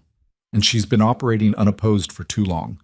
Time to remind her what it feels like to be hunted. Eveline considered it. The idea of deliberately putting herself in danger made her stomach turn. But Stone was right. They were running out of time and options. "Do it," she said. "Set the trap, but I want every precaution in place." "Of course." Stone headed for the door. "I'll have the details ready by tonight." He left, and Rowan moved closer. "Your Majesty, this is insane. Using yourself as bait is the only way to end this before someone actually succeeds in killing me." Eveline met his eyes. "The Weaver thinks she's in control, thinks she can move freely through my palace. It's time to show her she's wrong, and if she's better than Stone thinks, then I'll die knowing I tried." Eveline's voice was steady. "But I'm done hiding, Rowan. Done waiting for assassins in the dark. If the Covenant wants me dead, they're going to have to face me in the open." The words sounded braver than she felt. But Eveline had learned something over the last month. Sometimes bravery was just another word for having no good options left. And right now, walking into a trap was the only move that made sense, even if it killed her. Duck. The trap was set for the following night. A private council meeting in the old library, deep in the palace's western wing. Stone leaked the information to 5 different people, each one a potential suspect. If any of them was working for the Weaver, they'd pass the information along. And when the Weaver came for Eveline, Stone would be waiting with 30 armed guards hidden throughout the library. That was the plan, anyway. Eveline spent the day preparing, writing letters to be delivered if she died, settling affairs she should have handled weeks ago. It felt morbid, planning for her own death, but it also felt necessary. If tonight went wrong, she wanted to make sure the kingdom survived without her. Rowan appeared just before sunset, looking grim. "Stone wants you wearing armor under your dress," he said, "and he wants me with you in the library. Visible presence to make the trap look legitimate." "All right, Your Majesty." Rowan hesitated.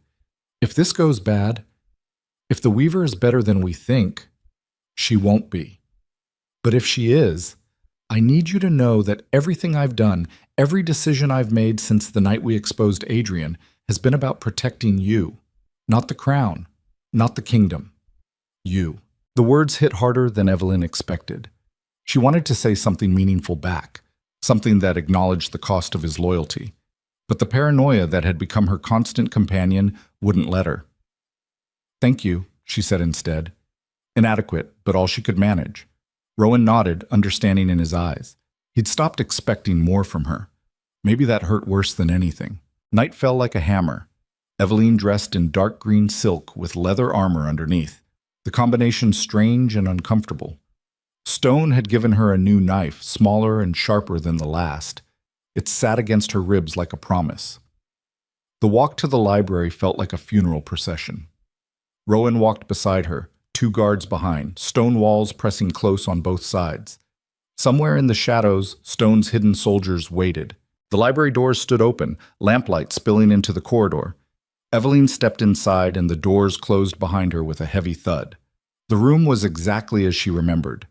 Shelves stretching to vaulted ceilings, books older than the kingdom itself, the smell of leather and dust and ancient knowledge. A large table dominated the center, surrounded by chairs. Empty chairs. Evelyn walked to the table, Rowan at her side, and waited. Minutes passed. Nothing moved. No one appeared. "Maybe the trap failed," Rowan whispered. "Or maybe they're more careful than we thought." More minutes. The silence stretched, oppressive and thick. Then Evelyn heard it. The soft sound of a door opening. Not the main entrance, somewhere else. A servant's passage she'd forgotten existed. Rowan's hand went to his sword, and Lady Mira stepped into the lamplight. Sweet, gentle Mira. The servant girl who'd wept over Adrian's betrayal, who'd brought Evelyn breakfast and comfort when everything fell apart. She wore a simple dress, no weapons visible. But on her left hand, catching the lamplight, was a silver ring. No markings, no decorations. Just simple, elegant silver. The Weaver. Evelyn's world tilted. Mira had been in the palace for years, had served Evelyn personally, had access to everything, had been right there, invisible through familiarity, exactly as Ashford had warned. "Hello, Your Majesty," Mira said. Her voice was different now, colder, no trace of the timid servant girl. "I thought it was time we talked properly." Rowan drew his sword, stepped between them. "Stay back," Mira smiled. "Commander Vale, always so protective. It's actually quite touching." She tilted her head. "Did you know the Covenant considered recruiting you? But we decided you were too loyal, too rigid, couldn't be bought or manipulated. Such a rare quality these days." "What do you want?" Evelyn demanded, her hand on the knife at her ribs. "What I've always wanted." Mira moved closer, each step deliberate. "To complete my assignment, remove the obstacle preventing the Covenant's plans. Which, unfortunately, is you. Then why are you talking instead of killing?" "Because I'm curious." Mira stopped a few feet away. "You've surprised me, Your Majesty. I expected you to break after Adrian's betrayal, expected the paranoia to consume you, make you weak and erratic. But instead you got harder, sharper. You're becoming exactly the kind of ruler the Covenant doesn't want in power. Which means I need to remove you before you become a real problem." "Guards!" Rowan shouted. Nothing happened. No soldiers emerged from the shadows. No help arrived. Mira's smile widened. "Did you really think I didn't know about the trap? I've been watching you plan it for days. Your hidden guards are currently unconscious, drugged wine before they took their positions. They'll wake up eventually, but by then, you'll be dead." Evelyn's heart hammered. The trap had failed. Worse than failed. The Weaver had turned it against them. "Just you then," Rowan said, his sword steady. "You against me." "Actually," Mira gestured, and 3 more figures emerged from the servants' passage. Palace guards.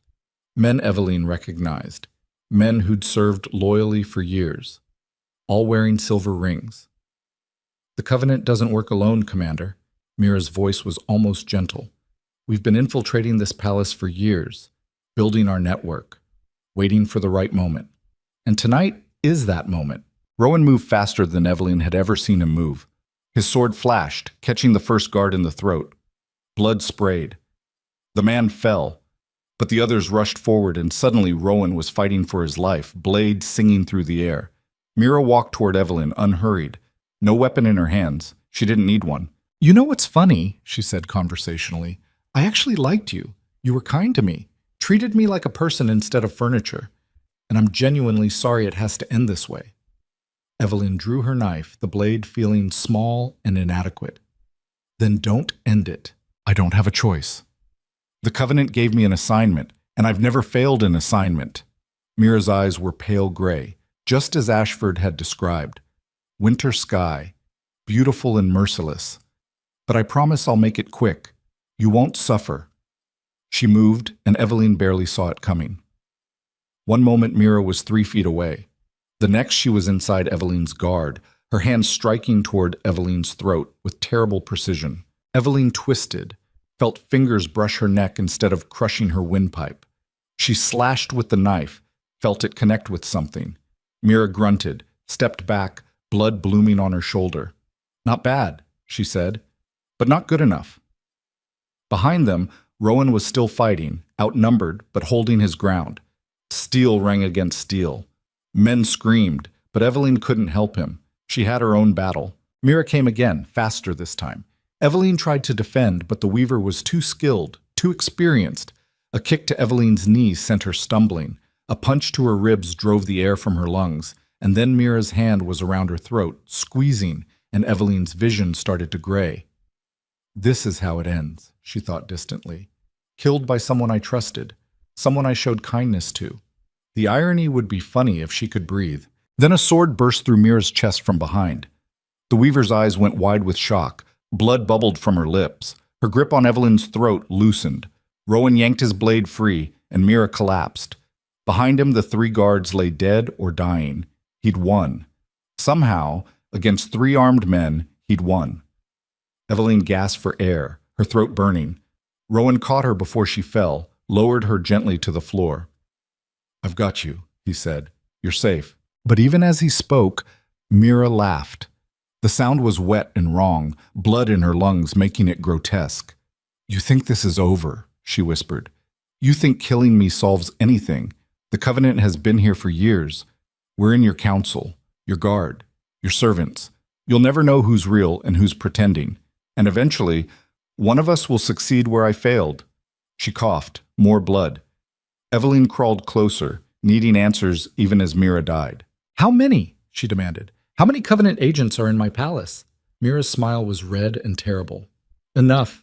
More than you'll ever find. We're everywhere, Your Majesty, and we're patient." She coughed again, her breath rattling.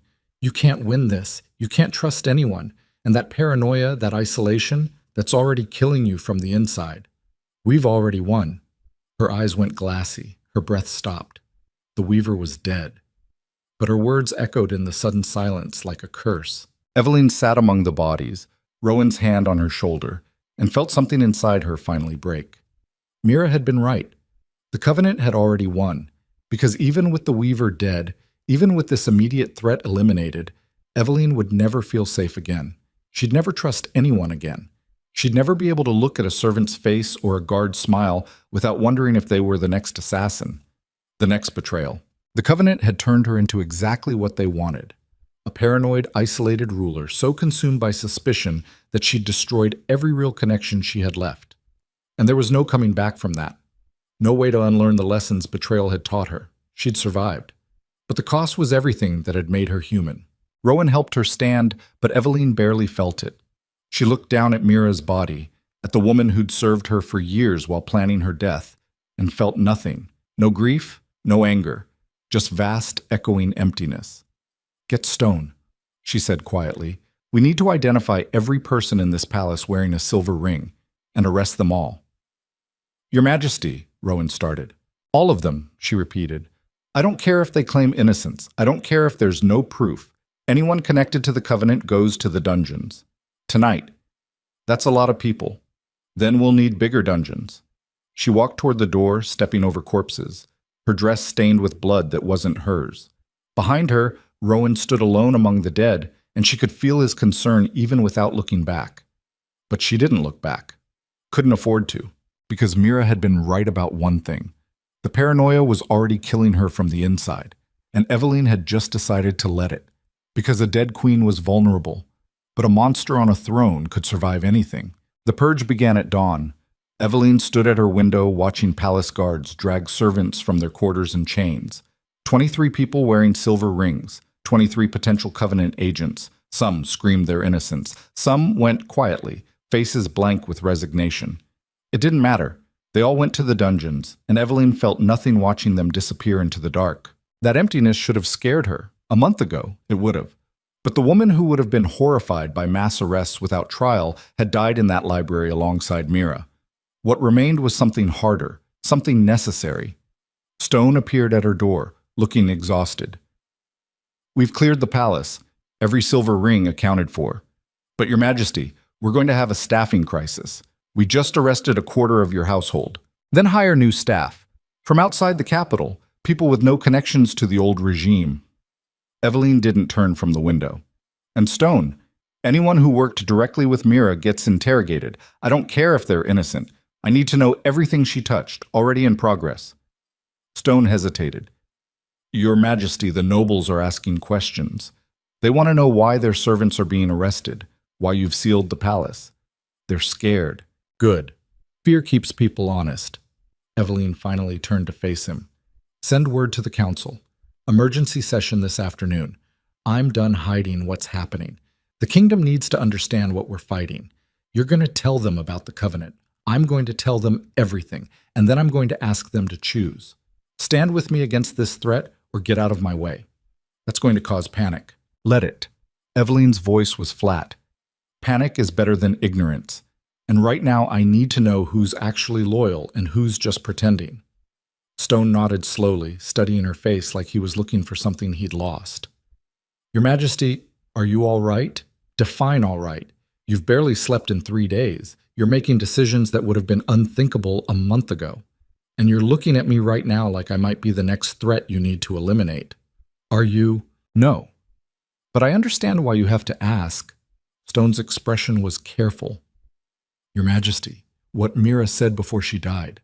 About the Covenant already winning because they've made you paranoid. She was trying to get in your head. Don't let her. She was already in my head. Eveline walked to her desk, began sorting through documents. She spent years inside this palace, Stone, learning my habits, identifying my weaknesses, and I never saw it because I trusted too easily. Well, I won't make that mistake again. There's a difference between being careful and being consumed. Is there? Because right now, careful looks exactly like consumed. And I'd rather be a paranoid queen who survives than a trusting fool who dies. The words came out harsher than she intended, but Eveline didn't soften them. Stone needed to understand. They all needed to understand. The woman who'd left for the North 6 months ago, the one who believed in diplomacy and kindness and the fundamental goodness of people, was gone. What remained was a survivor, and survivors didn't have the luxury of trust. Stone left without another word, and Eveline was alone with her documents and her growing certainty that nothing would ever feel safe again. She'd killed the Weaver, arrested 24 potential conspirators, sealed the palace, and prepared for war. But somewhere in the kingdom, the Covenant was still moving, still planning, still patient, and she had no idea when they'd strike next. Mox. The emergency council session felt like a trial. Nobles filled the chamber, their faces anxious and angry in equal measure. Lord Chancellor Harwick presided from his usual position, but Eveline noted the way his eyes kept darting to the guards lining the walls. He knew something was wrong. They all did. Eveline entered last, Rowan at her side, and the room fell silent. She walked to the raised platform where the throne should have been, but she'd had it removed weeks ago. This wasn't about crowns anymore. This was about survival. Thank you for coming on short notice, she began. Her voice carried across the chamber, steady despite the exhaustion pulling at her bones. I know you have questions about the arrests, about the increased security, about why this palace has become a fortress overnight. So let me be clear, we are at war. Murmurs rippled through the nobles. Lord Harwick leaned forward. Your Majesty, with whom are we at war? No foreign power has made hostile moves. Not foreign. Internal. Eveline pulled Adrian's journal from her cloak, held it up. For years, a shadow organization called the Covenant has been infiltrating our kingdom, corrupting our nobles, recruiting our servants, building a network designed to destabilize the monarchy and seize control. The murmurs grew louder. Some nobles looked skeptical. Others looked terrified. My husband was working with them, Eveline continued, paying them for favors, promising them access to our trade routes and military positions. And when I exposed his crimes, the Covenant decided I was an obstacle that needed removing. She described Mira, the attempted poisoning, the trap in the library, the silver rings marking Covenant agents. With each revelation, the nobles' expressions shifted from doubt to horror. So you arrested anyone wearing a silver ring? Lord Caswell said. His voice shook slightly. Your Majesty, that's madness. Half the kingdom wears silver rings. Then half the kingdom can prove they're not assassins, Eveline said coldly. The people I arrested had access to restricted areas. They worked in positions of trust, and they fit the profile of Covenant recruitment. If they're innocent, my interrogators will discover that. If they're not, they'll hang. This is tyranny, Lady Westbrook said, rising from her seat. You're arresting people without evidence, sealing the palace, making accusations about shadow organizations that might not even exist. They exist. Evelyn's voice cut like a blade. I've seen their ledgers, fought their assassins, buried their victims. And if you think this is tyranny, wait until the Covenant puts their puppet on my throne and starts bleeding this kingdom dry. Then show us proof, Harwick demanded. Real evidence, not just the ravings of a convicted traitor in a journal. Evelyn gestured to Stone, who stepped forward carrying a wooden box. Inside were the silver rings laid out in neat rows. 23 identical bands, no markings, no variations. These rings were worn by palace staff in positions of access and trust, Stone said. Servants who handled the queen's food, guards who patrolled her chambers, advisors who attended private councils. And when we searched their quarters, we found coded messages, hidden weapons, and poison vials identical to the one used in the assassination attempt. He pulled out a stack of papers, began distributing them to the nobles. Evidence packets, messages decoded, connections mapped. It was circumstantial, yes, but damning in its volume. The nobles read in silence. Evelyn watched their faces shift from skepticism to reluctant belief. What do you want from us? Lord Vance finally asked. Your loyalty. Evelyn met his eyes. Clear and unambiguous. The Covenant survives by corrupting people in power. They offer gold, titles, security in exchange for cooperation. And I need to know that everyone in this room will refuse that offer, that you'll stand with this kingdom against them. And if we don't, then you're declaring yourself an enemy. Evelyn's voice was flat. And I will treat you accordingly. The threat hung in the air like smoke. Some nobles looked outraged. Others looked calculating, already weighing options. Lord Harwick stood, his expression grave. Your Majesty, what you're describing is a level of infiltration that would take years to accomplish. If the Covenant has truly embedded themselves that deeply, rooting them out could tear this kingdom apart. Then we tear it apart and rebuild. Evelyn's jaw tightened. I won't let fear of conflict preserve a rotten system. The Covenant is here. They're real, and they will destroy us if we don't destroy them first. But at what cost? Harwick pressed. You're talking about purges, interrogations, arrests without trial. You're asking us to sacrifice our principles for security. I'm asking you to survive. Evelyn descended from the platform, walked among the nobles. I spent months in the north negotiating peace because I believed diplomacy was stronger than force.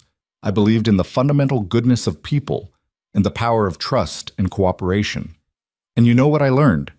That goodness is a luxury we can't afford when our enemies are willing to use our mercy against us. She stopped in the center of the chamber, surrounded by nobles who'd served her father, who'd sworn oaths to her crown, who were now deciding whether she was their queen or their tyrant. The Covenant wants you divided, she continued. They want you questioning whether I'm fit to rule, whether these threats are real, whether security is worth the cost. Because the moment you hesitate, the moment you choose comfort over vigilance, they win. So I'm not asking for your trust. I'm demanding your commitment. Stand with me or step aside. But make your choice now. The silence that followed was suffocating. Evelyn could see the nobles exchanging glances, having silent conversations with their eyes. Some were with her, some were against her, and some were waiting to see which way the wind blew. Lord Vance stood first.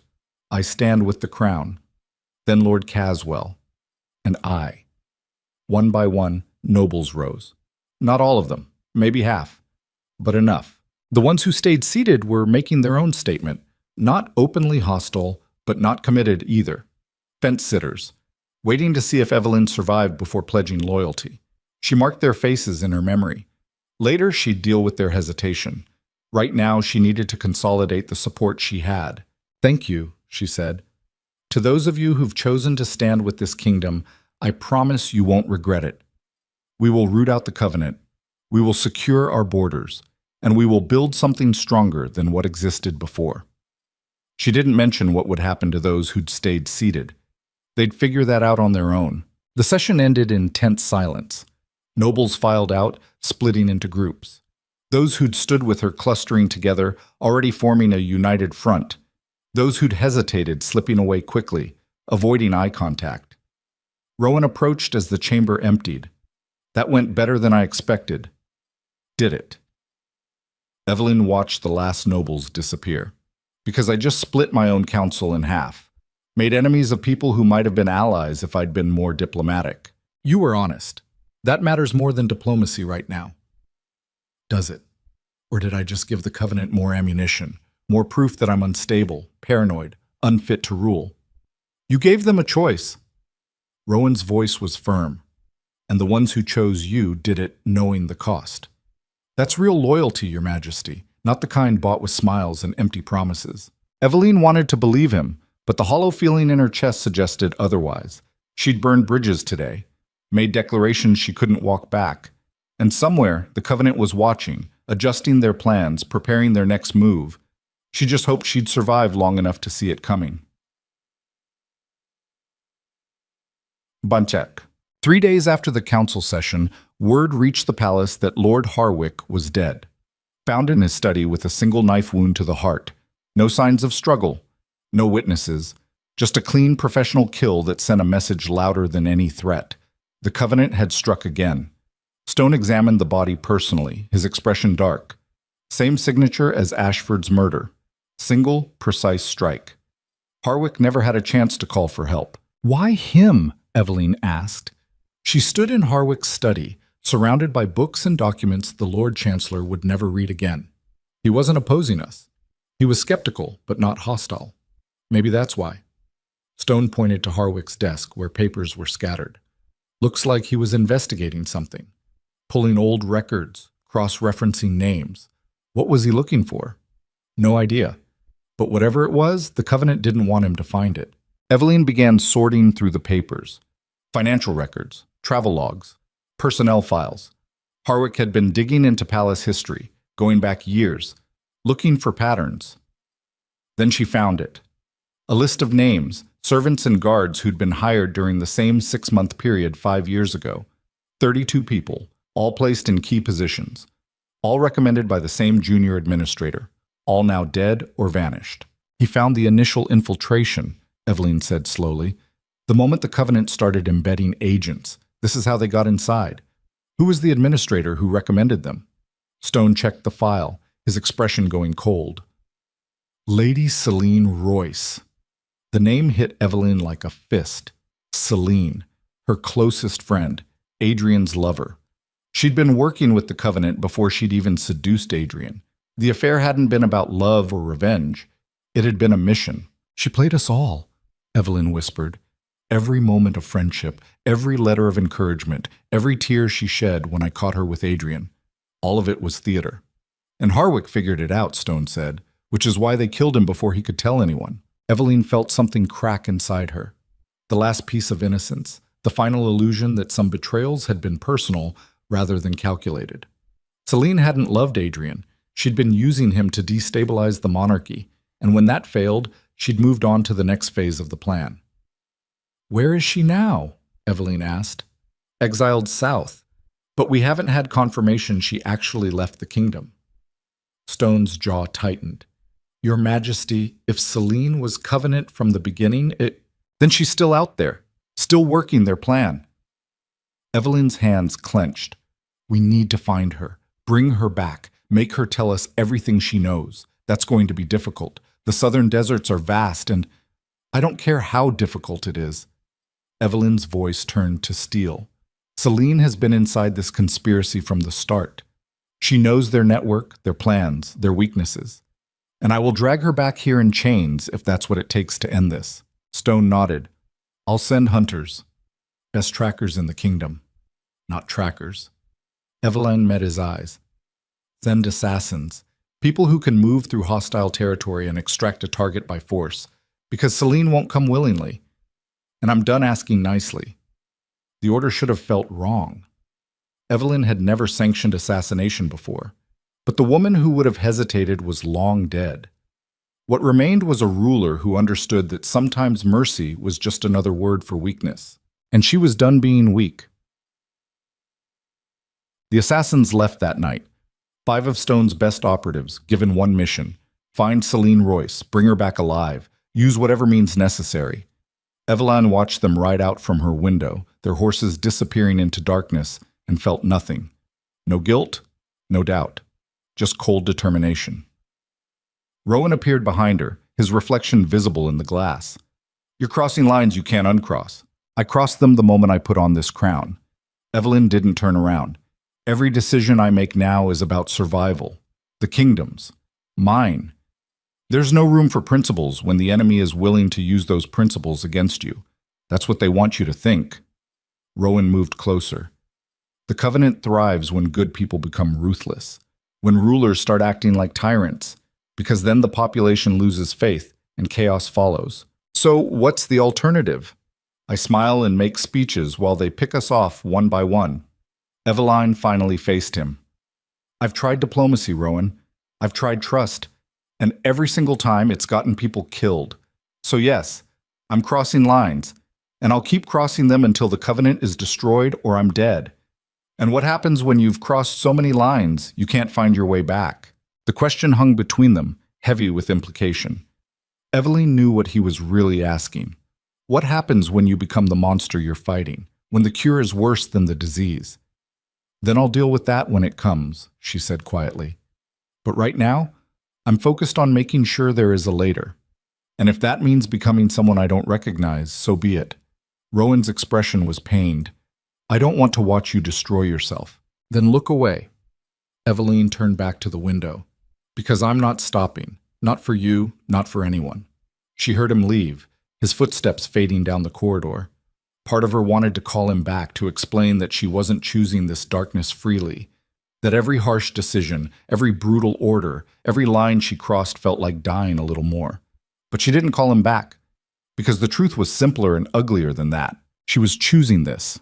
Every step, every decision, every transformation from queen to something harder. And the most terrifying part was how easy it was becoming.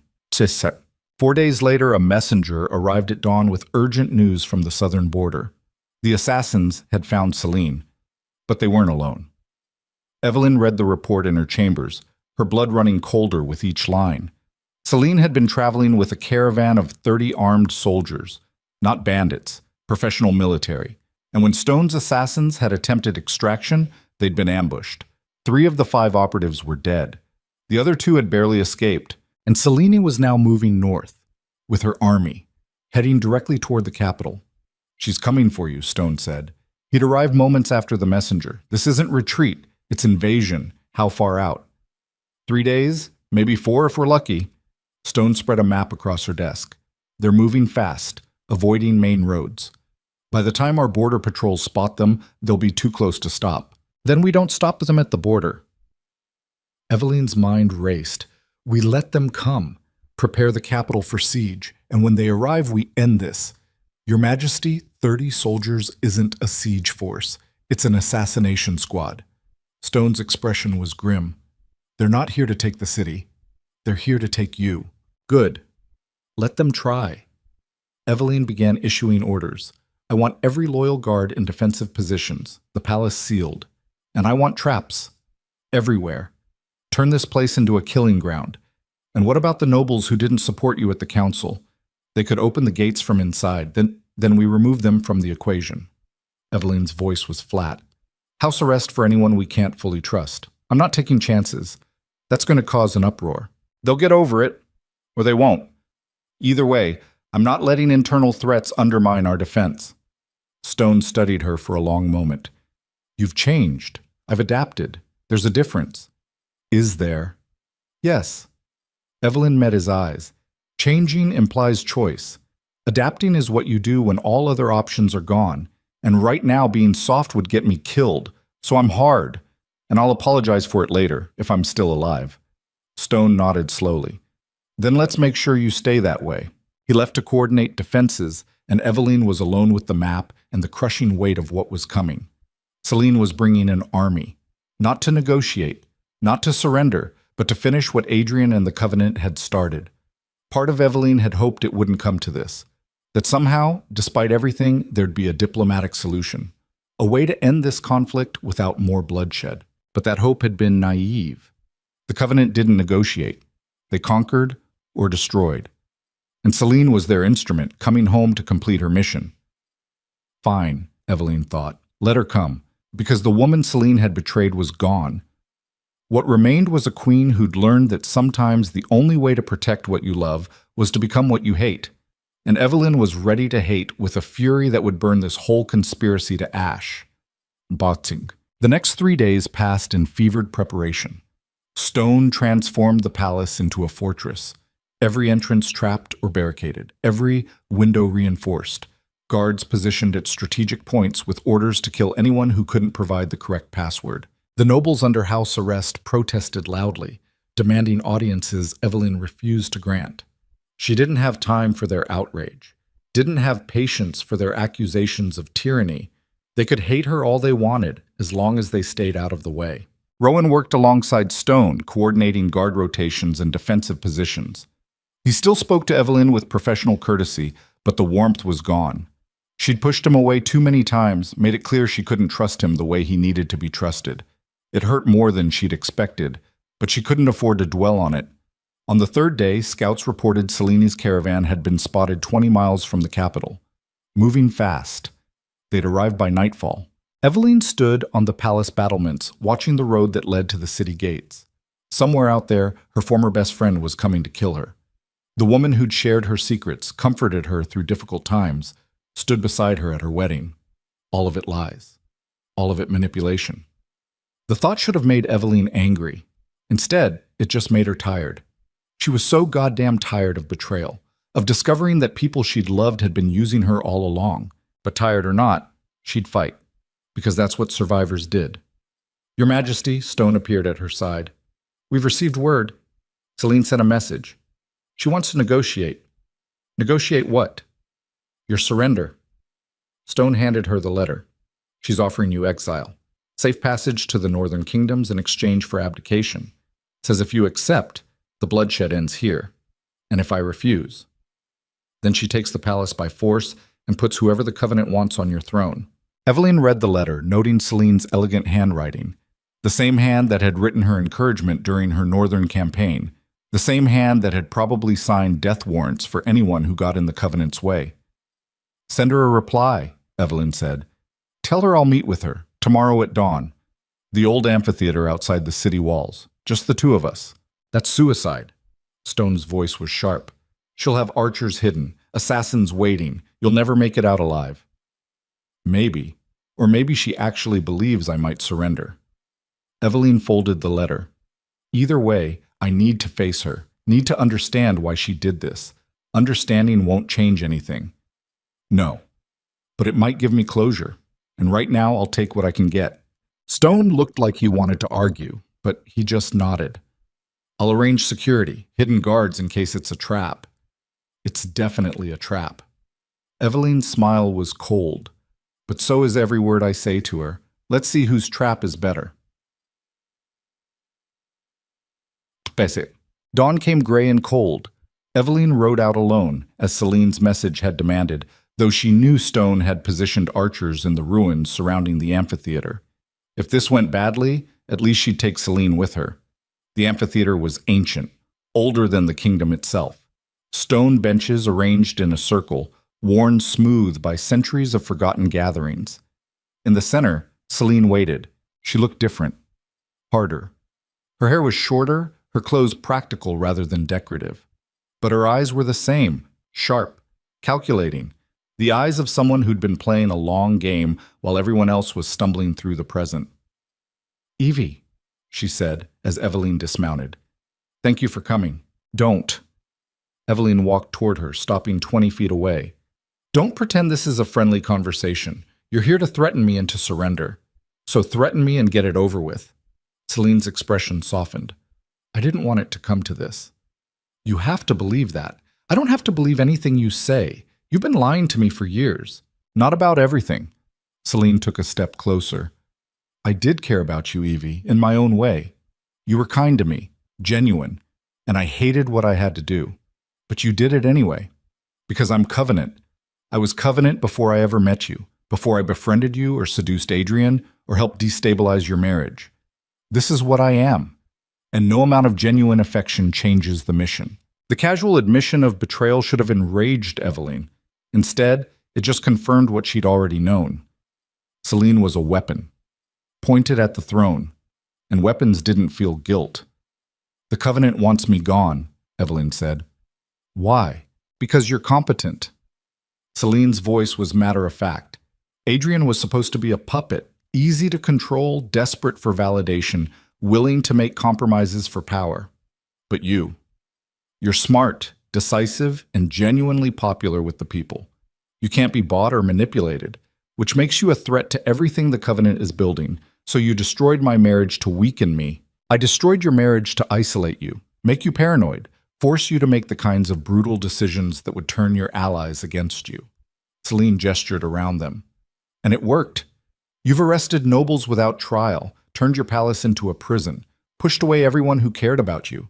You're doing our work for us, Evie. The words hit like physical blows because they were true. Evelyn had become exactly what the Covenant wanted: isolated, ruthless, increasingly desperate. But recognizing the trap didn't mean she could avoid it. "So what now?" she asked. "You kill me and install your puppet. I'd prefer not to kill you." Celine's expression was almost genuine. "Take the exile, Evie. Go north. Live your life somewhere the Covenant doesn't care about. You've already lost. Staying just means dying." "I haven't lost." "Yes, you have." Celine's voice turned cold. "Your council is divided. Your guards are unreliable. Half of them are probably Covenant agents you haven't identified yet. And even if you survive today, we'll keep coming. Keep sending assassins. Keep undermining your authority until the kingdom tears itself apart. Then I'll die fighting." "Why?"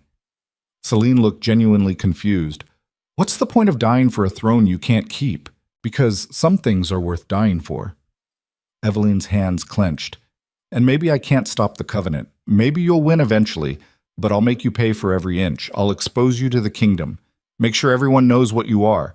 And when I'm gone, someone else will pick up the fight. Because that's what happens when you try to conquer people instead of lead them." Celine studied her for a long moment. "You really believe that?" "I have to." "Then you're a fool." Celine's smile was sad. "But I suppose I already knew that." She raised her hand and figures emerged from the ruins. Not Stone's hidden guards, Covenant soldiers. 20 of them, armed and ready. Stone's men tried to intervene, but more Covenant soldiers appeared, cutting them off. Evelyn heard the clash of steel, screams of wounded men. Her backup was being slaughtered, and she was alone. "Last chance," Celine said. "Surrender or die." Evelyn drew her sword, the blade catching the gray morning light. "Then I guess I die." Celine's expression was pained. "I really did care about you. Not enough." "No, not enough." The soldiers moved in, circling Evelyn like wolves. She counted odds, measured distances, and accepted that she probably wouldn't survive this. But she'd take as many of them with her as possible. Sometimes that's all you could do. Fight until you couldn't anymore. And hope the fight mattered. The first soldier lunged. Evelyn met his blade, twisted, struck. He fell. The second came from behind, but she'd expected that, spinning to catch his sword on hers. The impact jarred her arms, but she held. 3 more attacked at once. Too many. Evelyn fought desperately, her sword a blur. She wounded 2, killed 1. But something hit her from the side, driving her to her knees. Pain exploded in her ribs. Broken. She tried to stand, but another blow caught her shoulder.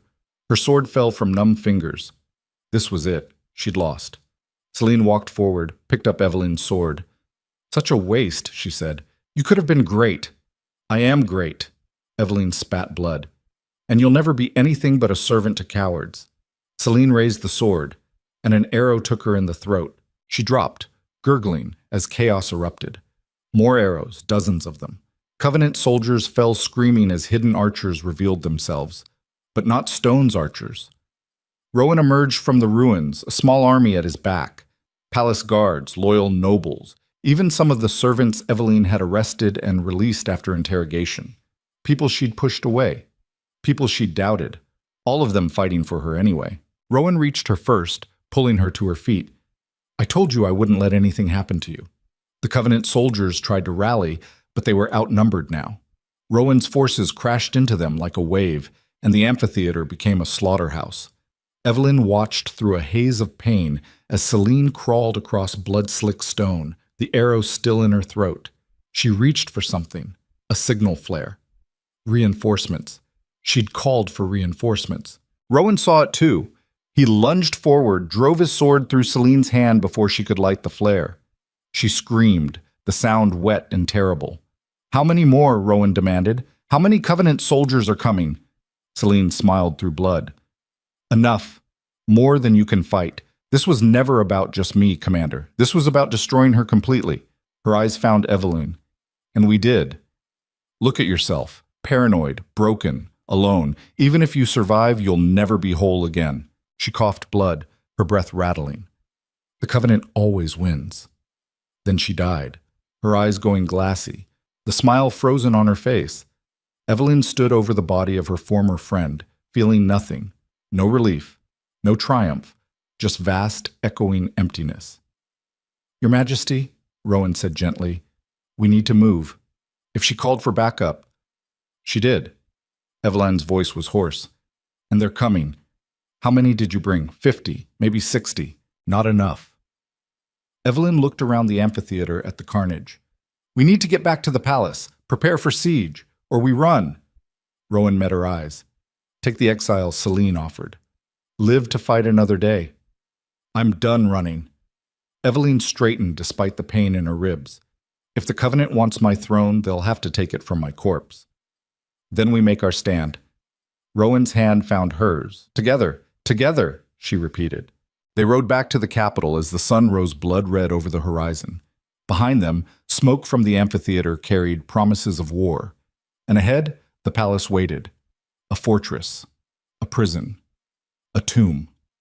Evelyn didn't know which it would become, but she knew she'd fight to her last breath to decide, because that's what survivors did. They fought. Even when losing, even when broken. They fought until nothing remained but ash and memory, and Evelyn had learned to burn brighter than anyone. The Covenant army arrived at sunset. Evelyn watched from the palace battlements as they spread across the valley like a plague. Not 30 soldiers, 300, maybe more. Professional military formations, siege equipment, supply wagons.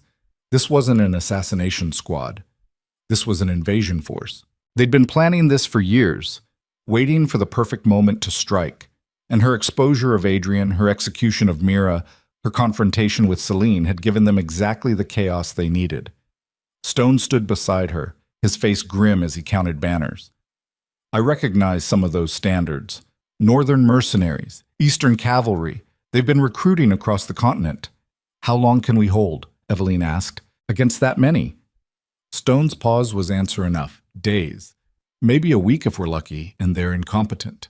"But Your Majesty, they're not incompetent." "Then we make every day cost them blood." Evelyn turned from the battlements. "I want every entrance fortified, every approach mined. When they come for us, they're going to remember what it costs to attack a kingdom that refuses to die." She descended into the palace, Rowan falling into step beside her. The pain in her ribs had settled into a constant ache, but she ignored it. Pain was just another thing to endure, another price of survival. The palace had become something out of a war story, corridors filled with armed guards, nobles huddled in secured chambers, servants carrying weapons instead of trays. Everyone waiting for the siege to begin, knowing most of them wouldn't survive it. Evelyn called an emergency council in the Great Hall. Not the full council, just the people who'd proven their loyalty, the nobles who'd stood with her, the guards who'd fought at the amphitheater, the servants who'd chosen to stay when they could have fled. Maybe 50 people total. All that remained of her government. They gathered in silence, their faces exhausted and afraid. Evelyn stood before them, feeling the weight of their expectation.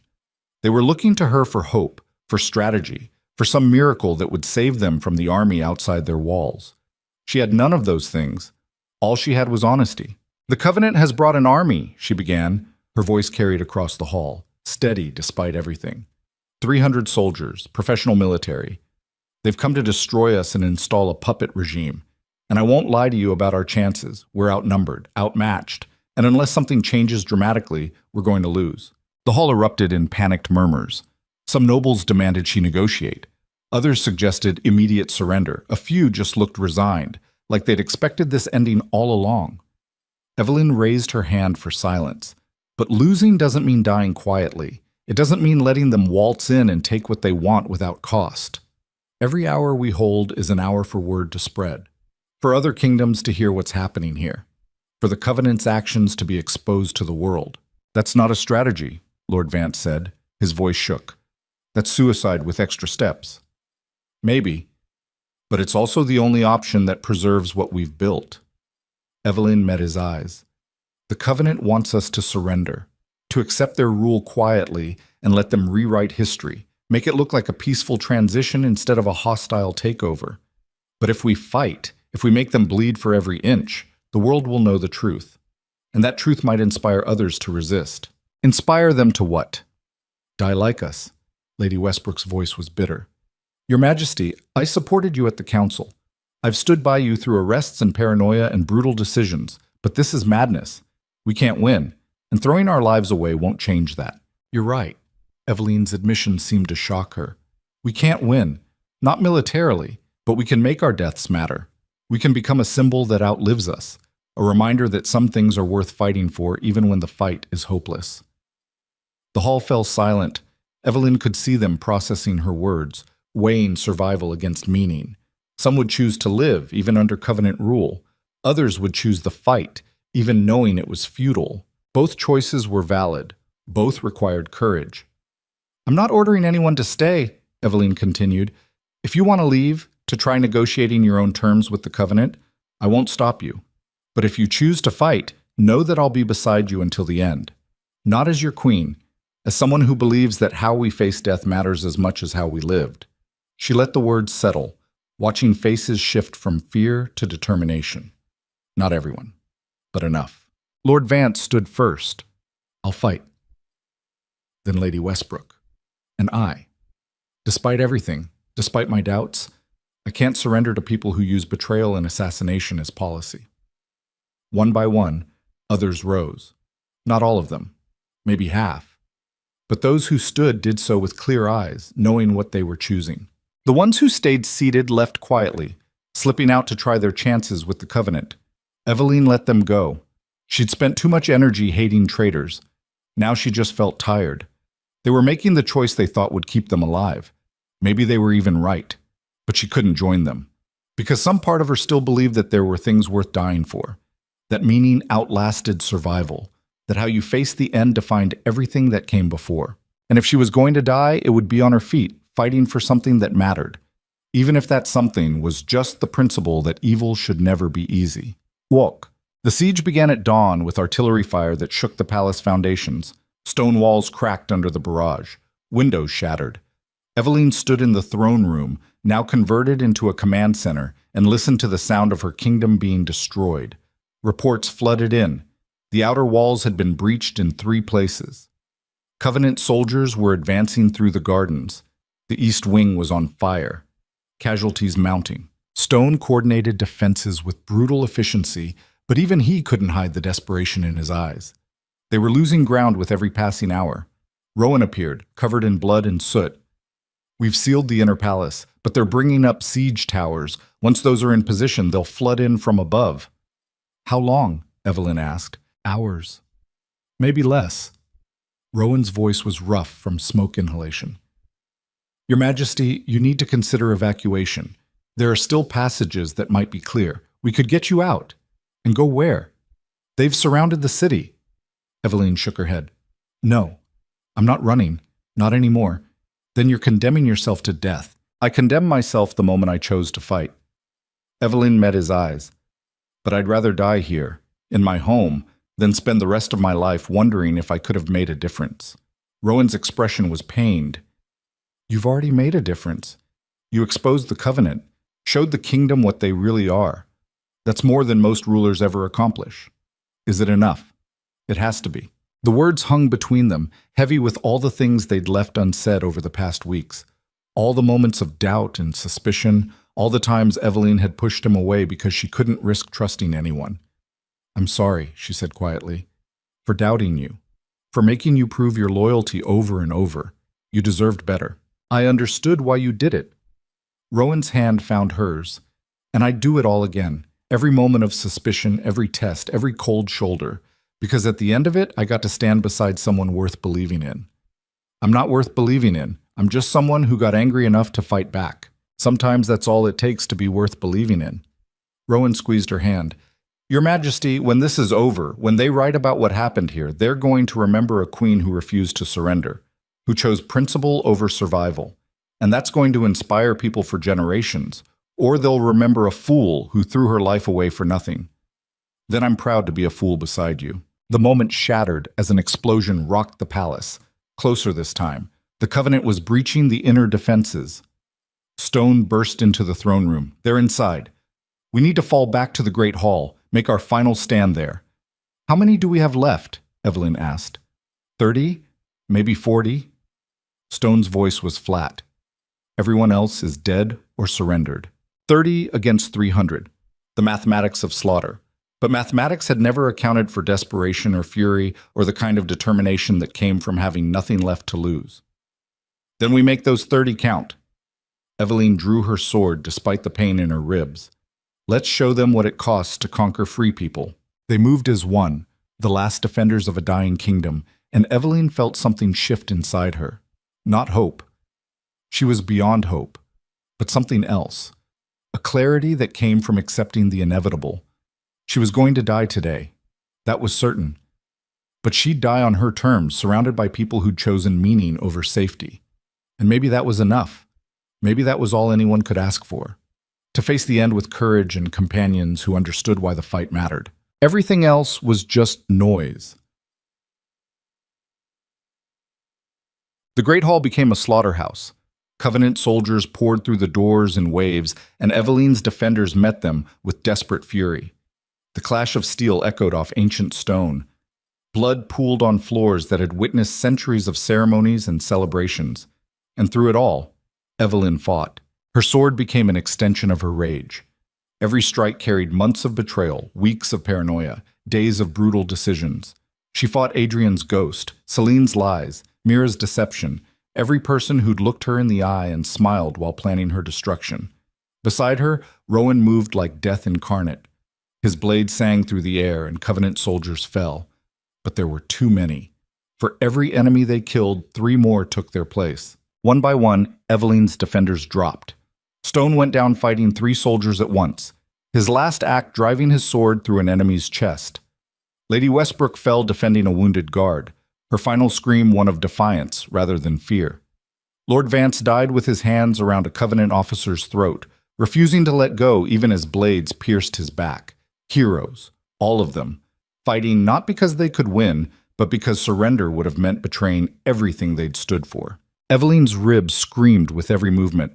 Blood ran from a dozen cuts. Her sword arm trembled from exhaustion. But she kept fighting, kept moving, because stopping meant dying, and she wasn't done yet. Then she saw him. A figure in black armor, walking through the carnage like it was a garden stroll. Tall, lean, with pale eyes that seemed to see through everything. He carried no weapon, but Covenant soldiers parted before him like water. The Covenant's leader had to be. The one pulling strings from shadows. The architect of everything that had gone wrong. He stopped 20 feet from Evelyn, studied her with something like respect. Queen Evelyn, you've caused us considerable difficulty. Good. Evelyn raised her sword despite knowing she was too exhausted to use it effectively. I hope it was expensive, more than you know. The man's smile was thin, but ultimately futile. Your kingdom is fallen, your defenders are dead or dying, and you are alone. He was right. Evelyn looked around the hall, saw bodies everywhere. Her people, her friends, all dead because they'd chosen to follow her into hopeless battle. The guilt tried to crush her, but she pushed it away. They'd made their choice, died for something they believed in. That wasn't her fault. That was their gift. What do you want? She asked. Your surrender. The man gestured at the carnage. All this death. It was unnecessary. You could have accepted exile, lived out your days in peace. Instead, you chose this.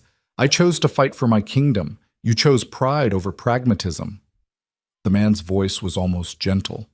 And now hundreds are dead because of it. Was it worth it, Your Majesty? Does all this blood satisfy your principles? The question cut deeper than any blade. Because he was right. People had died because of her decisions, because she'd refused to bend, because she'd chosen principle over compromise. But looking at the bodies around her, Evelyn realized something.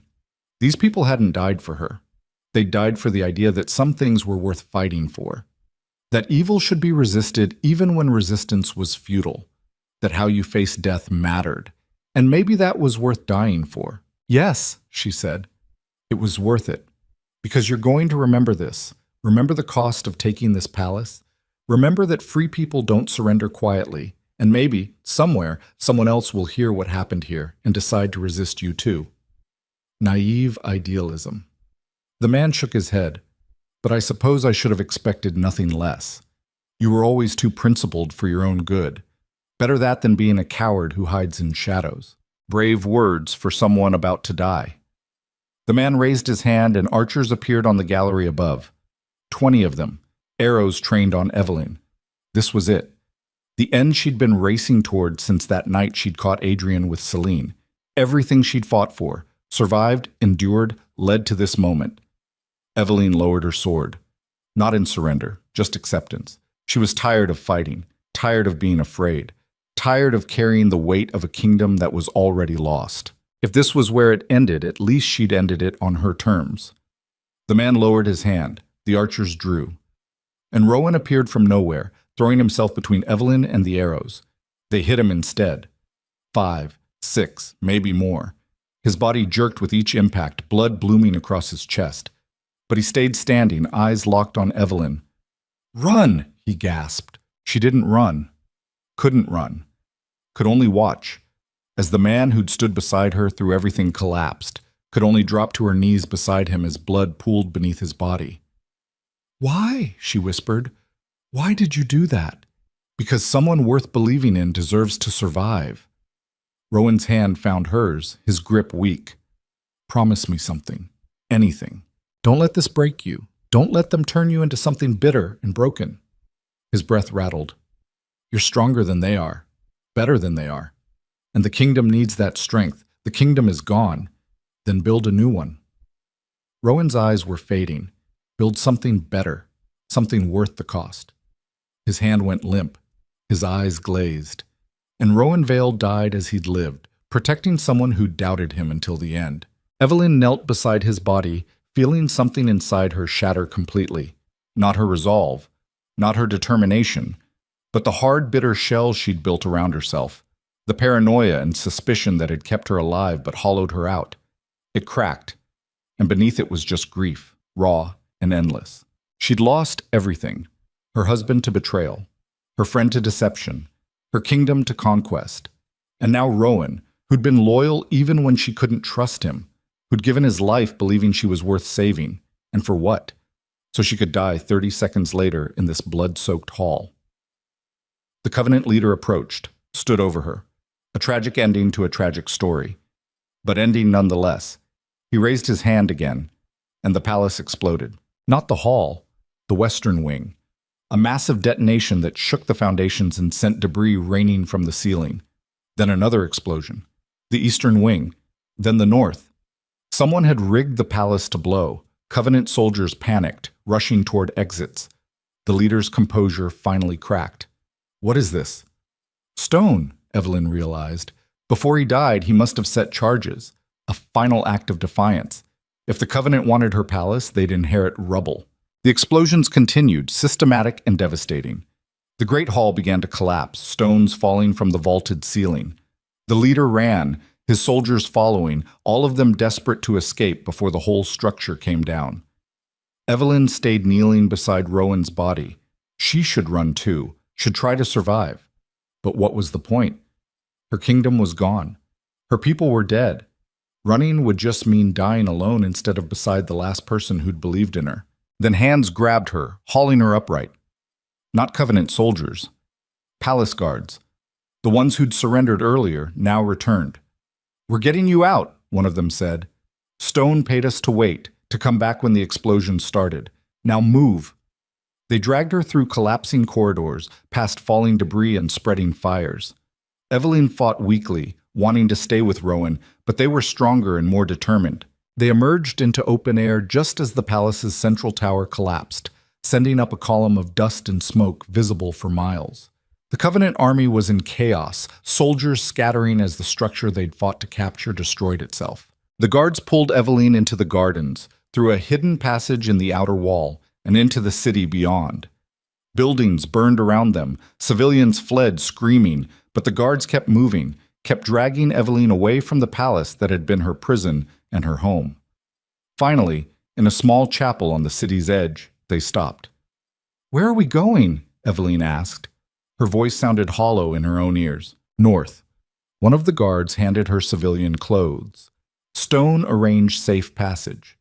"You're to leave the kingdom, let the Covenant think you died in the collapse, and return when you're strong enough to reclaim what's yours." "I'm not strong enough for anything. Then get strong." The guard's voice was fierce. "Because we didn't drag you out of hell just so you could give up. You're our queen, and queens don't quit." They left her alone to change, and Eveline stripped off her blood-soaked dress with numb fingers. The civilian clothes were simple, unremarkable, the kind worn by merchants or travelers. No one would look at her twice. She was no one now, just another refugee fleeing a conquered city. Outside, the palace continued to burn, smoke rising like a funeral pyre for everything she'd lost. And Eveline understood that sometimes survival wasn't victory. Sometimes it was just the consolation prize for losing everything that mattered. But maybe that was enough. Maybe survival was its own kind of rebellion. She'd lost the battle, lost the kingdom, lost everyone who'd fought beside her. But she was alive, and as long as she was alive, the Covenant hadn't completely won. Imtitas. 6 months later, Eveline stood on a cliff overlooking the northern sea. Behind her, a small camp of refugees who'd escaped the Covenant's takeover. Soldiers without armies, nobles without titles, servants without masters, all of them united by loss and the stubborn refusal to accept conquest. They'd been gathering slowly, drawn by rumors that the queen still lived, that she was building something in exile, that resistance was possible. Eveline hadn't encouraged the rumors, hadn't tried to rally them. She just survived, one day at a time, waiting for the grief to ease enough that she could function. It hadn't eased, but she'd learned to function anyway. Stone's second-in-command, a woman named Lyra, approached with reports. More refugees arriving from the south. The Covenant's grip is tightening, but resistance cells are forming. They're asking for leadership. They should look elsewhere. Eveline didn't turn from the sea. "I failed them once. I won't do it again. You didn't fail them. You fought when surrender would have been easier. That's not failure. I got them killed. They chose to fight." Lyra moved to stand beside her, and their deaths meant something. The Covenant wanted a quiet takeover. "You gave them a war, and every kingdom on the continent saw it, saw that they can be resisted, that their conquest comes with cost measured in bodies. All victories are." Lyra's voice was gentle. "But you gave people a choice. That matters." Eveline finally turned to look at the camp. 50 people, maybe 60, all that remained of her kingdom's free population, all looking to her for hope she didn't have. But maybe hope wasn't the point. Maybe the point was just to keep fighting, keep resisting, keep reminding the Covenant that free people didn't stay conquered forever. "There's word from this capital," Lyra said. "The Covenant installed a puppet king, someone with no connection to the old bloodline. The nobles are restless. The people are angry. And there are whispers that the true queen still lives. Let them whisper." Eveline's jaw tightened. "I'm not ready to return. When will you be ready?" "Maybe never. Maybe I'm too broken for crowns and thrones. But I can still fight, can still make their conquest expensive. Then that's what we do." Lyra smiled. "We fight, we resist, and we wait for the moment when we're strong enough to take back what's ours." Eveline looked out over the northern sea, watching waves crash against rocks that had weathered millennia of storms. She'd been broken by betrayal, hollowed out by loss, forced to become something harder and colder than she'd ever wanted to be. But she'd survived, and survival meant the story wasn't over. The kingdom she'd known was dead. The woman she'd been was gone. But what remained was something tempered by fire and blood, and the kind of lessons that came from losing everything. She'd learned that trust was dangerous but necessary, that paranoia could save your life while destroying your soul, that sometimes the only way to protect what you loved was to become what you hated. And most importantly, She'd learned that how you faced defeat mattered more than how you celebrated victory. That the battles you lost with dignity taught you more than the ones you won with ease. The Covenant thought they'd conquered her kingdom. Maybe they had, but they'd left one thing alive: her. And as long as she breathed, as long as she could hold a sword, as long as there were people willing to fight beside her, the war wasn't over. It had just entered a new phase. Evelyn turned from the sea, walked back toward the camp where her people waited. She wasn't their queen anymore. Wasn't the golden diplomat who'd negotiated peace treaties. Wasn't the trusting wife who'd been destroyed by betrayal. She was something new, something forged in fire. A survivor who'd learned that sometimes you had to lose everything to discover what you were truly capable of. And she was capable of patience, of strategy, of waiting years if necessary for the right moment to strike back. The Covenant had taken her kingdom, but they'd created an enemy far more dangerous than a queen on a throne. They'd created a queen with nothing left to lose, and those were the most dangerous enemies of all. Chas. 1 year after the fall, Evelyn received a letter. No name, no seal. Just a simple message delivered by a merchant who claimed to have found it on his cart. The Covenant's grip weakens. The Puppet King is incompetent. The nobles remember you. When you're ready, we'll be waiting.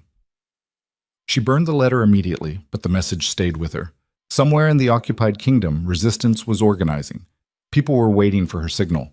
But she wasn't ready. Not yet. Because returning meant facing everything she'd lost. Meant walking through a palace haunted by ghosts. Meant sitting on a throne bought with the blood of people who'd believed in her. That night, she dreamed of Rowan. He stood in the ruins of the Great Hall, looking at her with that steady gaze that had always seen through her defenses. "Why are you waiting?" he asked. "Because I'm afraid." Of what? Of failing again. Of getting more people killed. Of becoming so ruthless that I destroy the very thing I'm trying to save. Then you're already stronger than you were. Dream Rowan smiled. Because the queen who lost her kingdom never questioned her decisions, never worried about the cost. You've learned doubt, and doubt makes better rulers than certainty ever did. I don't want to be a ruler. Then don't be. Be something else. Be someone who fights for a principle rather than a throne. Be the woman those people died believing you were. And if I fail, then you fail knowing you tried. That's all anyone can ask.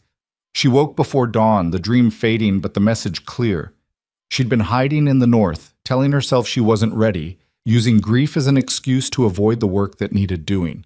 But grief was just another form of fear, and she was done being afraid. Evelyn called her small council together.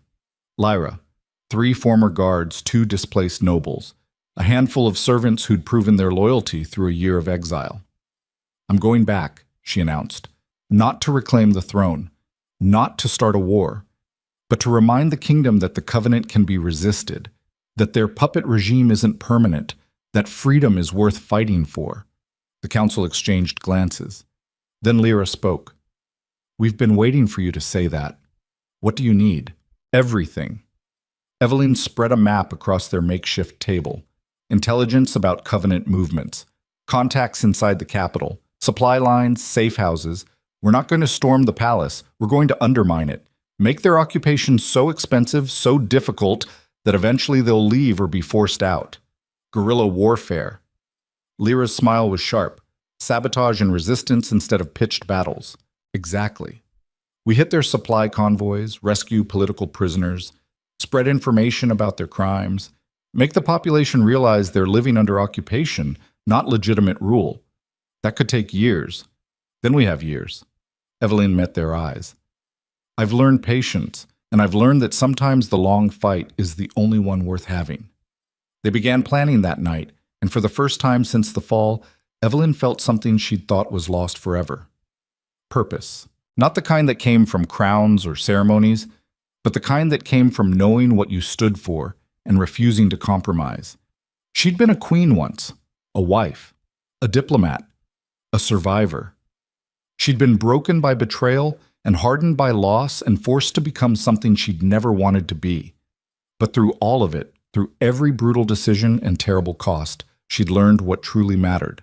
Not power, not victory, not even survival, but the willingness to fight for what you believed in, even when the odds were hopeless, even when you'd already lost, even when fighting meant sacrificing everything. That was what separated the conquered from the free, and Eveline had decided finally and completely which one she was. Gothic. 3 years after the fall, the Covenant's puppet king was assassinated, not by Eveline's hand, but by one of his own guards, a man who'd been part of her resistance network, a man who'd spent 3 years earning trust, rising through ranks, waiting for the perfect moment. The kingdom descended into chaos. Covenant soldiers clashed with resistance fighters in the streets. Nobles who'd collaborated suddenly switched sides, and from the north, Eveline led an army of exiles home, not to conquer, but to liberate. She entered the capital on foot, wearing the same civilian clothes she'd escaped in 3 years before. No crown, no ceremony, just a woman returning to the kingdom she'd never stopped fighting for. The people recognized her anyway. They flooded the streets, some crying, some cheering, all of them reaching out to touch her like she was something miraculous. But Eveline knew the truth. She wasn't miraculous, she was just stubborn. And sometimes stubbornness was enough. The palace was a ruin. The explosions had never been fully repaired. Parts of it remained collapsed, a monument to the cost of resistance. But the Great Hall still stood, scarred but intact. Eveline walked through it alone, her footsteps echoing in the vast space. She could still see the bloodstains on the floor, still hear the clash of steel, still feel the weight of every body that had fallen here. This was where she'd lost everything. And this was where she'd have to build something new, not a kingdom like before.